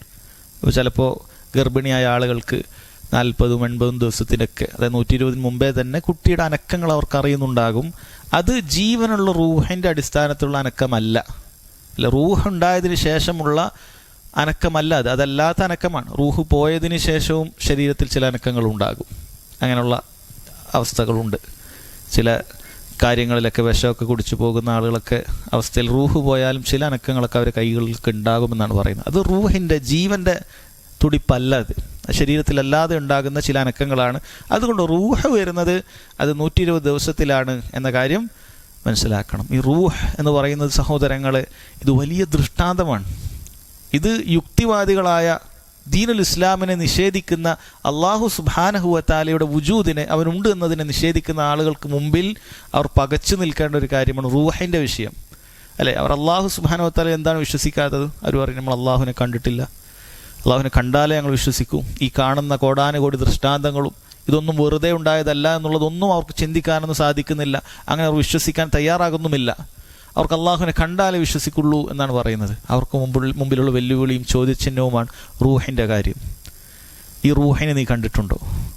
മരിച്ചു പോകുന്ന ആളിൽ നിന്ന് എന്താണ് നഷ്ടപ്പെട്ടു പോയത്? അത് ആത്മാവാണ് എന്നവർ പറയുന്നത് റൂഹിനെ കുറിച്ചിട്ടാണ്. അതെല്ലാവരും അംഗീകരിക്കുന്ന കാര്യം. അത് അംഗീകരിക്കാത്തവന് ഒരു നിലനിൽപ്പ് ദുനിയാവിലില്ല. അങ്ങനെയൊന്നും ഇല്ല എന്ന് ആർക്കും നിഷേധിക്കാൻ സാധിക്കുകയില്ല. പക്ഷെ അതെവിടെ? ആ ജീവനോട് അത് നീ കാണുന്നുണ്ട്, പക്ഷെ നീ വിശ്വസിക്കുന്നുണ്ട്. അല്ലെ, ഇയാളിൽ ആത്മാവുണ്ട്, ഇയാളിൽ ആത്മാവില്ല. ജീവനുള്ളൊരുവന് ഇയാളിൽ ആത്മാവുണ്ട്. അതേ കോലത്തിലൊരു മാറ്റം ഇല്ലാത്ത ആൾ മരിച്ച തൊട്ടുടനെ അയാൾക്ക് ജീവനില്ല, അയാളുടെ ആത്മാവില്ല. എവിടെ ആത്മാവ്? നീ ഒന്ന് കാണിച്ചു തരൂ. നിന്റെ മുഴുവൻ സയൻറ്റിഫിക് ടെക്നോളജി ഉപയോഗിച്ച് നീ കാണിച്ചു തരൂ. അതിലുള്ള റൂഹ് അയാൾ വല്ല ഗ്രാമിൽ വ്യത്യാസം കുറഞ്ഞു പോയോ? എന്താണ് അയാൾ കുറഞ്ഞു പോയത്? ഏത് ഭാഗത്തു നിന്നാണ് അത് റൂഹ് പോയത്? അവർക്ക് കണ്ടുപിടിക്കാൻ സാധിക്കുന്നില്ല. അത് തികച്ചും അവർ വിശ്വസിക്കുകയാണ്. റൂഹുണ്ട് എന്നുള്ളത് വിശ്വസിക്കണം. അതാണ് ബുദ്ധിയുടെ താല്പര്യം. ഈ കാണുന്ന ചലനങ്ങളിൽ നിന്നും അതിൽ റൂഹുണ്ടെന്നും ഇയാൾ ചലനമറ്റ് കിടക്കുമ്പോൾ അതിൽ റൂഹില്ലെന്നും വിശ്വസിക്കുക എന്നുള്ള ബുദ്ധിയുടെ താല്പര്യമാണ്. അള്ളാഹു നൽകിയ ബുദ്ധിയാണ്. അതേ ബുദ്ധി ഉപയോഗിച്ച് ഈ ആകാശഭൂമികളൊക്കെ ഇങ്ങനെ നിലനിൽക്കുന്നത് ഇതിനൊരു സൃഷ്ടാവില്ല എന്ന് പറയുന്നതിനേക്കാളും വലിയ മണ്ടത്തരം എന്താണുള്ളത്? ഇതെല്ലാം വെറുതെ ഉണ്ടായതാണ്. ഈ ചെറിയൊരു കപ്പ് ഇത് വെറുതെ ഉണ്ടാവുകയില്ല. ഇതിന് ഒരുപാട് പ്രോസസ്സുകളുണ്ട്. അല്ലേ, ഇതിന് വേണ്ട മെറ്റീരിയലൊക്കെ വേണം, അതിന് കമ്പനികൾ വേണം, അങ്ങനെ പല കാര്യങ്ങൾ വേണം. അതിന്മേൽ പ്രിൻ്റൊക്കെ വന്ന് അങ്ങനെയാണ് ഈ കപ്പ് ഉണ്ടായിട്ടുള്ളത്. ഇത് വെറുതെ ഇങ്ങനെ വന്നാണെന്നാണ് ആരും വിശ്വസിക്കൂല. എന്നാൽ ഈ മഴ ഉണ്ടാകുന്നത് അത് വെറുതെ, ഈ വലിയ വലിയ പർവ്വതങ്ങൾ അതൊക്കെ വെറുതെ, എല്ലാം വെറുതെ, ഇതൊക്കെ വെറുതെയാണ്, അങ്ങനെ വിശ്വസിക്കുകയാണ്. സഹോദരൻ, വലിയ വിഡ്ഢികളാണ് അവരെന്നുള്ളത് നമ്മൾ മനസ്സിലാക്കുക. യാതൊരു യുക്തിയുമില്ലാത്ത ആളുകൾ, അവരുടെ മുന്നിൽ ഈ റൂഹ് എന്ന് പറയുന്നത് വലിയ ചോദ്യചിഹ്നമാണ്. പിന്നീട് ഹദീസിലേക്ക് വരാം. വയുമറുൽ മലക്കു ബി കിതാബത്തി അർബഇ കലിമാത്ത്, മലക്കുകൾ 4 കാര്യങ്ങൾ എഴുതാൻ കൽപ്പിക്കപ്പെടുകയാണ്. 4 കാര്യങ്ങൾ മലക്ക് എഴുതാൻ കൽപ്പിക്കപ്പെടുന്നു. ഒന്നാമത്തെ കാര്യം ബി കിതാബത്തി അജലിഹി, അവരുടെ അജൽ എപ്പോഴാണ്, അവധി എപ്പോഴാണ്, എത്ര കാലം ദുനിയാവിൽ ജീവിക്കും. ജനിച്ചു ഉടനെ മരിക്കുന്ന ആളുകളുണ്ട്, അത് അവിടെ അങ്ങനെ എഴുതിയിട്ടുണ്ടാകും, പുറത്തേക്ക് വരില്ല. ജനിച്ചു പുറത്തേക്ക് വരുന്നതിന് മുമ്പ് തന്നെ മരിക്കും, അവരുടെ അത്ര എഴുതിയിട്ടുള്ളൂ. ചില ആളുകൾ വന്നൊരു മണിക്കൂർ കൊണ്ടുപോകും, അവരുടെ അങ്ങനെയാണ് എഴുതിയിട്ടുള്ളത്. ചിലരൊരു ദിവസം ജീവിച്ചേക്കാം, ചിലർ ഒരാഴ്ച ജീവിച്ചേക്കാം, ഇതൊക്കെ നമ്മൾ അറിയുന്നതും കാണുന്നതുമായ കാര്യമല്ലേ. ചിലരൊരു വർഷം പൂർത്തിയാക്കുന്നതിന് മുമ്പ് മരിക്കും, ചിലർ അവരുടെ ബാല്യം പൂർത്തിയാക്കുന്നതിന് മുമ്പ് മരിക്കും, ചിലർ അവരുടെ യുവത്വം പൂർത്തിയാക്കുന്നതിന് മുമ്പ് മരിക്കും, ചിലർ അവരുടെ 60-70 വയസ്സൊക്കെ എത്തുന്നതിന് മുമ്പ് മരിക്കും, ചിലർ 100 വയസ്സെത്തിയാലും മരിക്കുകയില്ല. അല്ലാഹു സുബ്ഹാനഹു വ തആല കൃത്യമായി അത് രേഖപ്പെടുത്താൻ പറഞ്ഞതുപോലെ മലക്കുകൾ രേഖപ്പെടുത്തും. അപ്പോഴേ ഓരോരുത്തരും മരിക്കുകയുള്ളൂ. ഒന്നാമത്തെ കാര്യം അതാണ്. പിന്നീട് പറയുന്നത് റിസ്ക് രേഖപ്പെടുത്താനാണ്. വയുക്തബ് റിസ്കു, അവൻ റിസ്ക് രേഖപ്പെടുത്തും. അവൻ ഒരുപാട് അധ്വാനിച്ചുണ്ടാക്കുമോ, അല്ല കുറഞ്ഞ അധ്വാനമായിരിക്കുമോ അവനുണ്ടാവുക, അല്ല അവൻ്റെ ഉപജീവനം കുറവായിരിക്കുമോ, കുറേ ഉണ്ടാകുമോ, അത് തന്നെ ഹലാലായിരിക്കുമോ ഹറാമായിരിക്കുമോ, ഹലാലും ഹറാമും കൂടിക്കലർന്നതായിരിക്കുമോ, ഇതെല്ലാം സഹോദരങ്ങളെ അല്ലാഹു സുബ്ഹാനഹു വ തആല അത് എഴുതാൻ പറഞ്ഞ മലക്ക് എഴുതും. ഇതൊക്കെ ഒരു മനുഷ്യനെ സംബന്ധിച്ചിടത്തോളം ഇത് ഖദറുമായി ബന്ധപ്പെട്ട കാര്യങ്ങൾ തന്നെയാണ്. ഒരാളെ സംബന്ധിച്ചിടത്തോളം, നമ്മളെ സംബന്ധിച്ചിടത്തോളം വലിയ ആശ്വാസമുണ്ടാക്കുന്ന കാര്യമാണ്, അല്ലേ. ഒരേപോലെ പരിശ്രമിക്കുന്ന ആൾക്ക് 2 ആളുണ്ടാവും, പക്ഷെ ഒരാൾക്ക് നന്നായി കിട്ടുന്നുണ്ടാവും. ചിലപ്പോൾ ഒരേപോലെയല്ല, ഒരാളുടെ പരിശ്രമം കുറവായിരിക്കും, പക്ഷെ അയാൾക്ക് ഒരുപാട് റിസ്ക് ഉണ്ടാകും, ഒരുപാട് ലഭിക്കും, മറ്റേ ആൾക്ക് എത്ര കഷ്ടപ്പെട്ടാലും ലഭിക്കുന്നില്ല. എന്തുകൊണ്ടാണ്? അല്ലാഹു സുബ്ഹാനഹു വ തആല നിനക്ക് അത്രേ രേഖപ്പെടുത്തിയിട്ടുള്ളൂ, അത്രേ കിട്ടുകയുള്ളൂ. അല്ല, നമുക്ക് സമാധാനിക്കാൻ പറ്റുന്ന കാര്യം, അതുകൊണ്ടാണ് എനിക്ക് അത്ര കിട്ടാത്തത്. എന്നാൽ അത് പരിശ്രമിക്കുന്നതിന്, അതിൻ്റെ മാർഗങ്ങൾ കണ്ടെത്തുന്നതിന് എന്തല്ല തടസ്സമല്ല, അല്ലേ. നമുക്ക് ഭക്ഷണം കഴിച്ചാലേ വിശപ്പ് മാറുകയുള്ളൂ, അതുപോലെ അധ്വാനിച്ചാലേ ഉപജീവനം ലഭിക്കുകയുള്ളൂ, അത് തടസ്സമല്ല. പക്ഷെ നമ്മൾ അല്ലാഹുൽ തവക്കുലാക്കി അതിനു വേണ്ട എല്ലാ കാര്യങ്ങളും നമ്മൾ കൃത്യമായി റിസ്കിന് വേണ്ട, ഉപജീവനത്തിന് വേണ്ട കാര്യങ്ങളൊക്കെ റെഡിയാക്കി നമ്മൾ പരിശ്രമിച്ചു. പക്ഷെ നമുക്ക് കിട്ടിയത് ഇത്രയാണ് എങ്കിൽ നമ്മൾ മനസ്സിലാക്കുക, അല്ലാഹു തആല ഇത്രയാണ് അത് രേഖപ്പെടുത്തിയിട്ടുള്ളൂ, അത്രയേ എനിക്ക് ലഭിക്കുകയുള്ളൂ എന്ന കാര്യം അതവന് മനസ്സിലാക്കാൻ സാധിക്കും. അല്ലാഹു എഴുതിയതാണ്, അതിനപ്പുറത്തേക്ക് ലഭിക്കുകയില്ല എന്നാണ്. ആ റിസ്കിനെ കുറിച്ച് അവൻ്റെ മരണം അവനെ വന്നെത്തുന്നത് പോലെ, അവൻ മരണത്തിൽ നിന്ന് ഓടി അകലാൻ ശ്രമിച്ചാലും മരണം വന്നെത്തും, അതുപോലെ ആ റിസ്കിൽ നിന്നും അവൻ ഓടി അകലാൻ ശ്രമിച്ചാലും അത് അവനിലെത്തിയിട്ടേ പോവുകയുള്ളൂ, അതിലെത്തിയിട്ടേ പോവുകയുള്ളൂ. പണ്ഡിതന്മാർ ഈ അടുത്ത് വിശദീകരിക്കുന്ന സമയത്തൊക്കെ ഒരു ഉദാഹരണം പറഞ്ഞിട്ടുണ്ട്. ഒരു വ്യക്തി, അയാൾ ഒരു കിണറ്റിൽ വീണ്, ഒരു കിണറ്റിൽ പൊട്ടക്കിണറാണ്, പെട്ടെന്ന് നടന്നു പോകുമ്പോൾ വീണുപോയി. കുറച്ച് ആളുകൾ വന്ന് അയാൾ രക്ഷപ്പെടുത്തി. ഉടനെ തന്നെ അയാൾക്ക് അവിടെ ഉള്ളൊരു ഗ്ലാസ് പാലൊക്കെ കൊടുത്തു. അയാൾ പാലൊക്കെ കുടിച്ചു. ഉടനെ നിന്നിട്ട് അയാൾ ചോദിച്ചു, നിങ്ങൾ എങ്ങനെയാണ് ഇത് വീണത്? അയാൾ പറഞ്ഞു, ഞാനിതിങ്ങനെ വരുന്ന സമയത്ത് ഇതിങ്ങനെ പെട്ടെന്ന് വീണെന്ന് പറയുമ്പോഴേക്കും അയാൾ വീണ്ടും ആ കിണറ്റിലേക്ക് വീണു. ഇത്തവണ അയാൾ മരണപ്പെട്ടു പോയി. ആലോചിച്ച് നോക്കണം, അല്ലാഹു സുബ്ഹാനഹു വ തആല ഒരു ഗ്ലാസ് പാൽ അയാൾക്ക് അയാളുടെ റിസ്കിൽ ബാക്കി വെച്ചിട്ടുണ്ടെങ്കിൽ അയാളെ രക്ഷപ്പെടുത്താൻ ആളുകൾ വരും, അയാൾ കരയിലേക്ക് എത്തും, അത് കുടിക്കും, എന്നിട്ട് അല്ലാഹു തആല അവനെ മരിപ്പിക്കും. അതിനുശേഷം റിസ്ക് അയാൾ കിട്ടിയിട്ടില്ല. അപ്പം അല്ലാഹു തആല ഒരു ഇറ്റ് വെള്ളം ബാക്കി വെച്ചിട്ടുണ്ടെങ്കിൽ അത് കുടിച്ചിട്ടേ നമ്മൾ പോവുള്ളൂ. അത്ര അല്ലാഹു തആല കണക്കാക്കിയത് അനുഭവിച്ചിട്ടേ നമ്മൾ പോവുകയുള്ളൂ. അല്ലാഹു സുബ്ഹാനഹു വ തആല കണക്കാക്കിയതാണ് നമുക്ക് ലഭിക്കുകയുള്ളൂ എന്ന കാര്യം നമ്മൾ മനസ്സിലാക്കുക. പിന്നീട് പറഞ്ഞു അമലിഹി, അവൻ്റെ അമലിനെ കുറിച്ച്, അവൻ്റെ അമല് എത്രയുണ്ടാകും എന്നതിനെക്കുറിച്ച് പറയുകയാണ്. ആ അമല് നല്ല അമലായിരിക്കുമോ, സാലിഹായ അമലായിരിക്കുമോ അവൻ ചെയ്യുക, മോശപ്പെട്ട അമലുകളാണോ ചെയ്യുക? കാരണം അല്ലാഹു തആലക്കെല്ലാം നേരത്തെ അറിയുന്നവനാണ്. അല്ലാഹു സുബ്ഹാനഹു വ തആല അതെല്ലാം അവിടെ രേഖപ്പെടുത്തും. അതുപോലെ തന്നെ ശഖീയുൻ ഔ സഈദ്, അവൻ സൗഭാഗ്യവാനാണോ അതല്ല ദൗർഭാഗ്യവാനാണോ എന്നാണ്. ആരാണ് സൗഭാഗ്യവാൻ? ദുനിയാവിലെ കാര്യമല്ല അവിടെ പറയുന്നത്. യഥാർത്ഥ സൗഭാഗ്യം അത് ആഖിറത്തിലാണ്. ദുനിയാവിൽ അവൻ സമ്പന്നനാണോ എന്നർത്ഥത്തിലുള്ള സൗഭാഗ്യവാനല്ല. യഥാർത്ഥത്തിലുള്ള സൗഭാഗ്യവാൻ ശാശ്വതമായ സ്വർഗം ലഭിക്കുന്നവനാണ്. ശാശ്വതമായ സ്വർഗം, അല്ലെ, സ്വർഗത്തിൽ പ്രവേശിച്ചാൽ ശാശ്വതനാണ്, അത് ലഭിക്കുന്നവനാണ് യഥാർത്ഥ സൗഭാഗ്യവാൻ. അള്ളാഹു അക്കൂട്ടരിൽ നമ്മെല്ലാവരും ഉൾപ്പെടുത്തുമാറാകട്ടെ. സഈദാകാൻ രണ്ടാമത്തെ ഓപ്ഷൻ ഷഖീയാണ്. ഷഖീ എന്ന് പറഞ്ഞാൽ 2 രൂപത്തിൽ ഷഖീയുണ്ട്. ഒന്ന് ഏറ്റവും കടുത്തതാണ്, ശാശ്വതമായ നരകം കിട്ടുന്ന ആളുകളുണ്ട്, അവരൊരിക്കലും പുറത്തു കിടക്കുകയില്ല. ഷിർക്കിലും കുഫറിലുമായി മരണപ്പെടുന്ന ആളുകളാണ് അവരാണ് ഏറ്റവും വലിയ അഷ്ഖിയ, ദൗർഭാഗ്യവാന്മാരവരാണ്. രണ്ടാമത്തെ വിഭാഗത്തിലും ആ ഒരു ഷഖീയിൽ പെടും അവൻ. കാരണം അവൻ ആദ്യത്തിൽ നരകത്തിൽ പ്രവേശിക്കും, പക്ഷെ അവൻ്റെ തൗഹീദ് അവനിൽ ബാക്കിയുള്ളത് കൊണ്ട് അള്ളാഹു സുബ്ഹാനഹു വ തആല അവനെ അവസാന സ്വർഗത്തിലേക്ക് തന്നെ പ്രവേശിപ്പിക്കുന്നതാണ്. പക്ഷെ നരകജീവിതം അവനുണ്ടാകും. അള്ളാഹു സുബ്ഹാനഹു വ തആല സഹോദരങ്ങളെ ഇതെല്ലാം കൃത്യമായി രേഖപ്പെടുത്തും. ഇപ്പോൾ ഒരാൾക്ക് ചില ഹദീസുകളുടെ അടിസ്ഥാനത്തിൽ ചില സംശയങ്ങൾ ഒരാൾക്കുണ്ടായേക്കാം.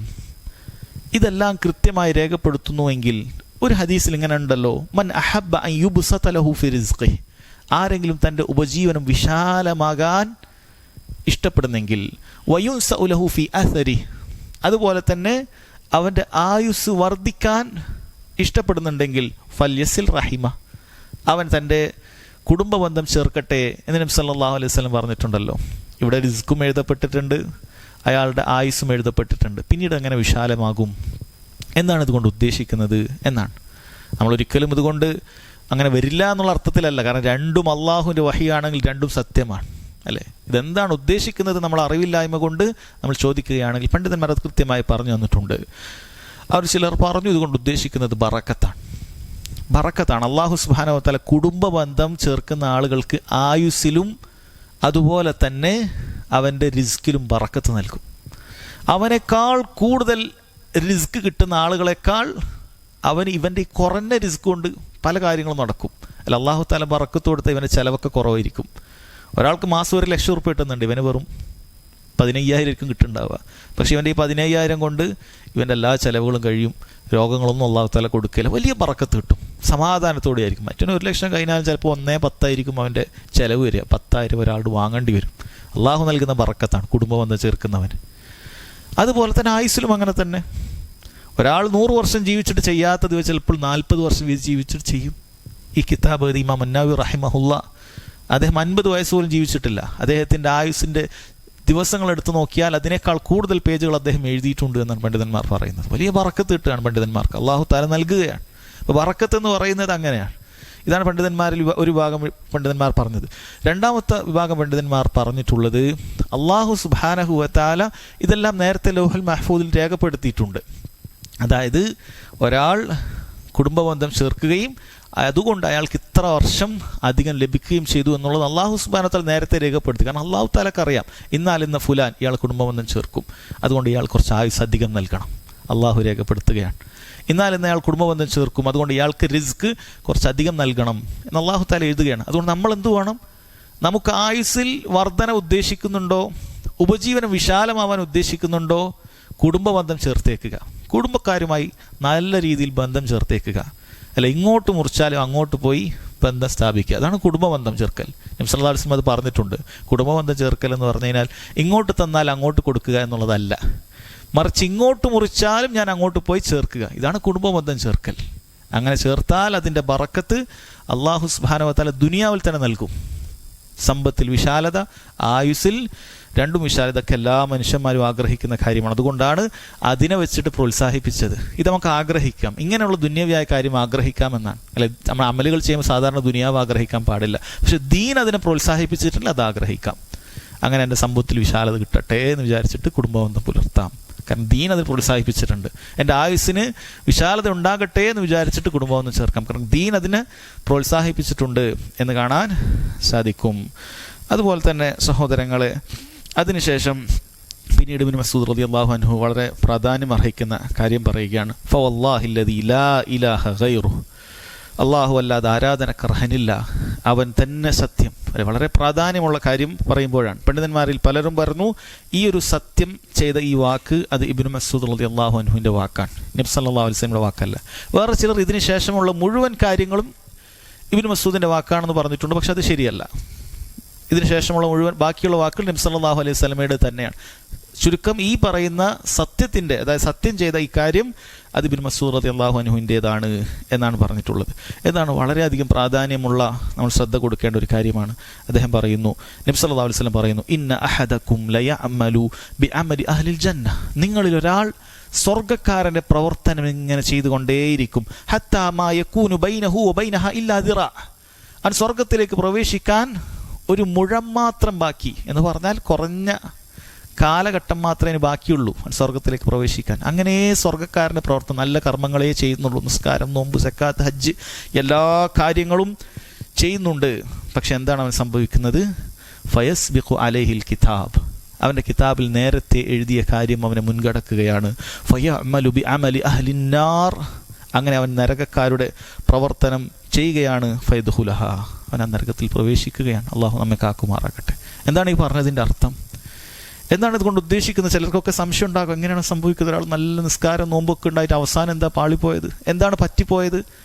പലർക്കും തോന്നുന്ന കാര്യമാണ് സഹോദരങ്ങളെ. ചില റിവായത്തിൽ അത് വളരെ കൃത്യമായിട്ട് വന്നിട്ടുണ്ട്. ഫീമാ യബ്ദൂലിന്നാസ്, അവൻ്റെ ഈ സൽക്കർമ്മങ്ങളെല്ലാം ഫീമാ യബ്ദൂലിന്നാസ്, ജനങ്ങളുടെ മുന്നിലായിരുന്നു. അഥവാ ഉള്ളിലൊരു മുനാഫിഖായിരുന്നു എന്നർത്ഥം. ആളെ കാണിക്കാൻ വേണ്ടി ചെയ്തതായിരുന്നു ഈ കർമ്മങ്ങൾ. ജനങ്ങളുടെ മുന്നിൽ അവർ പറയുമായിരുന്നു, എന്ത് നല്ല മനുഷ്യനാണ്, നിസ്കാരമുണ്ട്, എല്ലാം ഉണ്ട്. പക്ഷെ ഫീമാ യബ്ദൂലിന്നാസ്, ചില റിവായത്തിൽ അത് വിശദീകരിച്ചു വന്നിട്ടുണ്ട്. അതായത് റിയാ ഉണ്ടായിരുന്നു എന്നർത്ഥം. എല്ലാ കാര്യങ്ങളും ആളുകളെ കാണിക്കാൻ വേണ്ടി മാത്രം ചെയ്തതാണ്. അതുകൊണ്ട് തന്നെ അള്ളാഹു സുബ്ഹാനഹു വ തആലയോട് മാത്രമായി ഉരിഞ്ഞിരിക്കുന്ന സമയത്ത് അവൻ അമലുകളൊന്നും ഉണ്ടാവില്ല. അങ്ങനെയാണ് നിഫാഖിൻ്റെ കാര്യം, അല്ലേ? ആരും കാണാത്ത സമയത്തുള്ള നിസ്കാരവും ആളുകൾ കാണുന്ന സമയത്തുള്ള നിസ്കാരവും വ്യത്യാസമായിരിക്കും. ആളുകൾ കാണുമ്പോൾ കൊടുക്കും, ആരും അറിയാതെ ഒന്നും കൊടുക്കുകയില്ല. അല്ല, ഇങ്ങനെ കർമ്മങ്ങൾ ചെയ്യുന്ന ആളുകളുണ്ട്. അതൊക്കെ ഫീമാ യബ്ദൂലിന്നാസ്, അതാണ് അതുകൊണ്ട് ഉദ്ദേശിക്കുന്നത് എന്ന് ചില വിഭാഗം പണ്ഡിതന്മാർ പറഞ്ഞിട്ടുണ്ട്. ഒന്നതാണ്. വേറെ ചിലർ പറഞ്ഞു, അല്ല, ഇത് ഹഖീഖത്തനാണ്, ഇത് ശരിക്കും തന്നെയാണ്, നല്ല കർമ്മങ്ങൾ ചെയ്തതാണ്, ഇഖ്ലാസോടുകൂടി തന്നെ അമലുകളൊക്കെ ചെയ്തിട്ടുണ്ടായിരുന്നു. പക്ഷേ അവനിൽ ചില രഹസ്യ തിന്മകൾ ഉണ്ടായിരുന്നു. തിന്മകൾ, രഹസ്യമായി ചില തിന്മകൾ ഉണ്ടായിരുന്നു. ഈ തിന്മകളുടെ അനന്തരഫലം അത് അവസാനത്തിലാണ് അവൻ കണ്ടത്. നമ്മുടെ മുൻഗാമികൾ ഏറെ ഭയപ്പെട്ട കാര്യമാണത്. നമ്മളിലുള്ള രഹസ്യ തിന്മകൾ അത് അവസാനത്തിലായിരിക്കും അത് വരിക. അതുകൊണ്ടാണ് രഹസ്യമായിട്ടുള്ള തിന്മകൾ അങ്ങേയറ്റം ശ്രദ്ധിക്കണം എന്ന് പറയുന്നത്. അത് അവസാനത്തിൽ അവൻ കാലിടറിപ്പോകുന്നത് അവസാനത്തിലായിരിക്കും. അപ്പം അങ്ങനെ തിന്മകളുടെ ആധിക്യം കാരണത്താൽ അവസാനത്തിൽ അവൻ തെറ്റിപ്പോകാനുള്ള സാധ്യതയുണ്ട്. അതുകൊണ്ട് ഈ ഹദീസ് എന്തിനുള്ള പാഠമാണ്? ഈ ഹദീസ് എന്തിനുള്ള പാഠമാണ്? ഇന്നമൽ അഅ്മാലു ബിൽ ഖവാതീം, നബി സല്ലല്ലാഹു അലൈഹി വസല്ലം ഹദീസാണ്. പ്രവർത്തനങ്ങളെല്ലാം അവസാനത്തിൻ്റെ അടിസ്ഥാനത്തിലാണ്. ഇപ്പം നിങ്ങൾ വഞ്ചിതരാകേണ്ടതില്ല. ഇപ്പോൾ നിങ്ങളുടെ അവസ്ഥ കണ്ടിട്ട് നിങ്ങൾ വഞ്ചിതരാവരുത്. ഞാൻ ഇതുവരെ നല്ലതാണ്, വഞ്ചിതരാകരുത്. ഇന്നമൽ അഅ്മാലു ബിൽ ഖവാതീം, അവസാനം എന്ത് എന്നതിൻ്റെ അടിസ്ഥാനത്തിൽ തീരുമാനിക്കപ്പെടൂ. കാര്യം അവസാനമാണ്, അല്ലേ? നമ്മൾ പറയാറില്ലേ, പടിക്കലെത്തി കലമൊടുക്കുക എന്നൊക്കെ പറയും. വെള്ളമൊക്കെ കഷ്ടപ്പെട്ട് കലത്തിൽ കോരിക്കൊണ്ടുവന്ന് വീട്ടിലേക്കുള്ള ആവശ്യത്തിലാണ്. ആ പടിയിലെത്തുമ്പോഴേക്കും നമ്മുടെ കയ്യിൽ നിന്നും കലം വീണു പോയാൽ അത് തകർന്ന് വെള്ളം ലഭിക്കാതായി പോകും. ഈ കഷ്ടപ്പെട്ടതൊക്കെ ഇല്ലാതായി പോകും.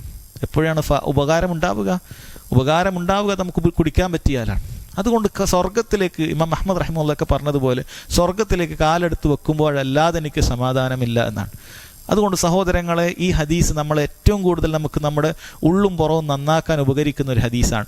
അതുപോലെ നമ്മൾ എത്ര സൽക്കർമ്മങ്ങൾ ചെയ്താലും ആ സൽക്കർമ്മങ്ങളൊന്നും തന്നെ എനിക്ക് മതിയാക്കാനായി തോന്നും. പിശാച് പറയും, മതി, കുറേ ചെയ്തില്ലേ, എനിക്ക് കുറച്ച് ആസ്വദിക്ക് എന്നൊക്കെ പറഞ്ഞു തന്നാളെയും. അവസാനെത്തുമ്പോൾ ഇത്ര കാലം നീ നന്നായി ചെയ്തില്ലേ, അല്ലേ? നേരെ തിരിച്ചായിരുന്നു നമുക്ക് വേണ്ടത്.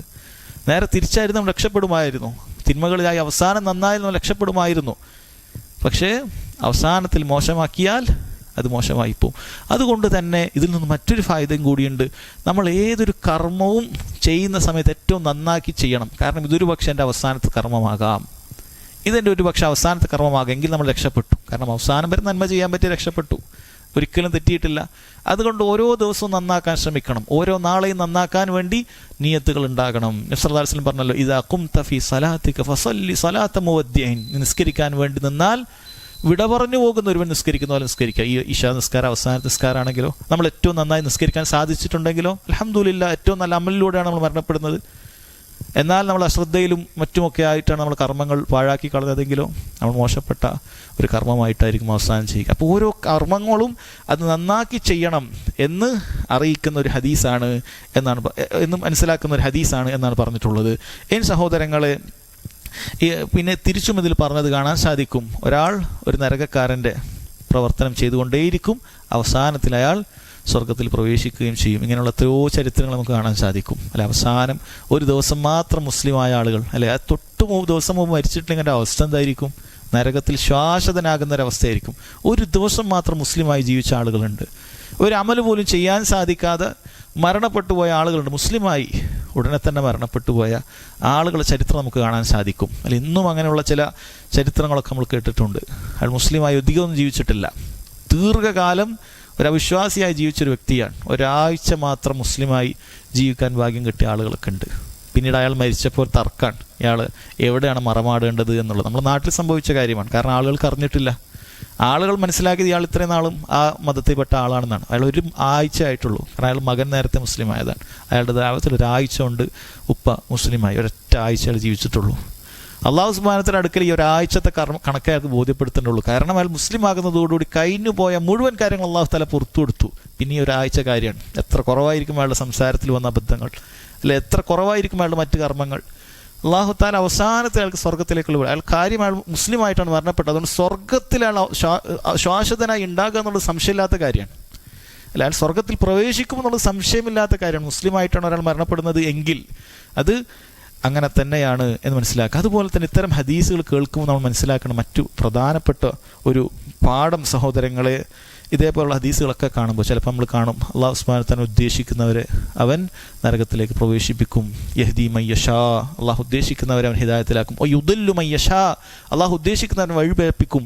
അതുപോലെ ഈ ഹദീസ് ഒരാൾ നന്മയിലൂടെ ചെയ്തു പിന്നീട് നരകത്തിലേക്ക് പോയി. ഇതൊക്കെ കേൾക്കുമ്പോൾ മനസ്സിലാക്കേണ്ട വളരെ പ്രധാനപ്പെട്ട ഒരു കാര്യം എന്ന് പറയുന്നത് അള്ളാഹു സുബ്ഹാനഹു വതആല അങ്ങേയറ്റം നീതിയുള്ളവനാണ്. അങ്ങേയറ്റം നീതിയുള്ളവനാണ്. അവൻ്റെ അടുക്കൽ ഒരു മിസ്കാല ദർറ, ഒരു ചെറിയ ഉറുമ്പിൻ്റെ കണിക പോലുമുള്ള അനീതി അള്ളാഹുവിൻ്റെ അടുക്കൽ ഉണ്ടാവുകയില്ല. അള്ളാഹു അനീതി ചെയ്യുകയില്ല. അള്ളാഹു അനീതി സ്വന്തത്തിന് നിഷിദ്ധമാക്കിയതാണ്. അള്ളാഹുവിൽ നിന്ന് ഒരു അനീതിയും ഉണ്ടാവുകയില്ല.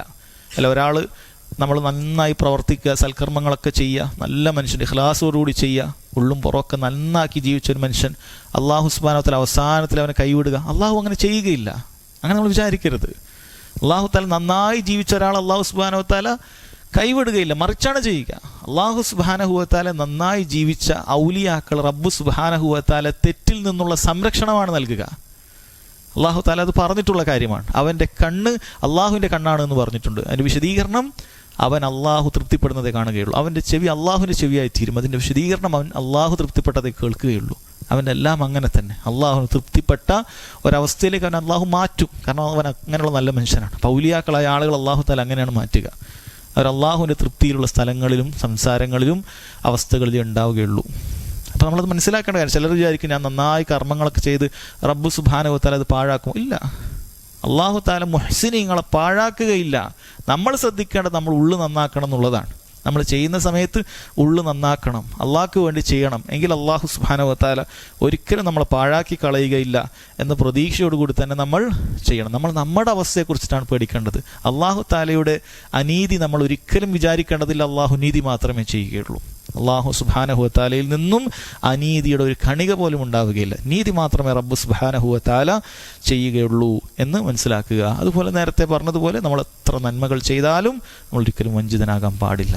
വഞ്ചിതനാകാനേ പാടില്ല. അവസാനത്തിൽ നമ്മൾക്ക് എന്ത് സംഭവിക്കും എന്ന് നമുക്കറിയുകയില്ല. അതുകൊണ്ട് നമ്മളെപ്പോഴും റബ്ബിനോട് ഇബാദത്തുകൾ വർദ്ധിപ്പിക്കുമ്പോഴും അതെല്ലാം സ്വീകരിക്കപ്പെടണമേ എന്ന നല്ല പ്രാർത്ഥന നമുക്കുണ്ടാകണം. അള്ളാഹു സുബ്ഹാനഹു വതആല അന്ത്യം നന്നാകുന്ന ആളുകളുടെ കൂട്ടത്തിൽ നമ്മേവരെയും ഉൾപ്പെടുത്തി അനുഗ്രഹിക്കുമാറാകട്ടെ. നമുക്കൊക്കെ വന്നു പോയിട്ടുള്ള ചെറുതും വലുതുമായ രഹസ്യത്തിലും പരസ്യത്തിലുമുള്ള മുഴുവൻ തിന്മകളും അള്ളാഹു സുബ്ഹാനഹു വതആല വിട്ടുപുറത്തു മാപ്പാക്കി നൽകുമാറാകട്ടെ. അള്ളാഹു തആല നമ്മെ എല്ലാം ഇവിടെ ഒരുമിപ്പിച്ചതുപോലെ ഈ നന്മകളെല്ലാം നമുക്ക് കേൾക്കാൻ സാധിച്ചതുപോലെ നാളെ സ്വർഗത്തിലും ഇതുപോലെ ഒരുമിക്കാൻ അള്ളാഹു തആല നമുക്ക് മഹത്തായ ഭാഗ്യം നൽകുമാറാകട്ടെ.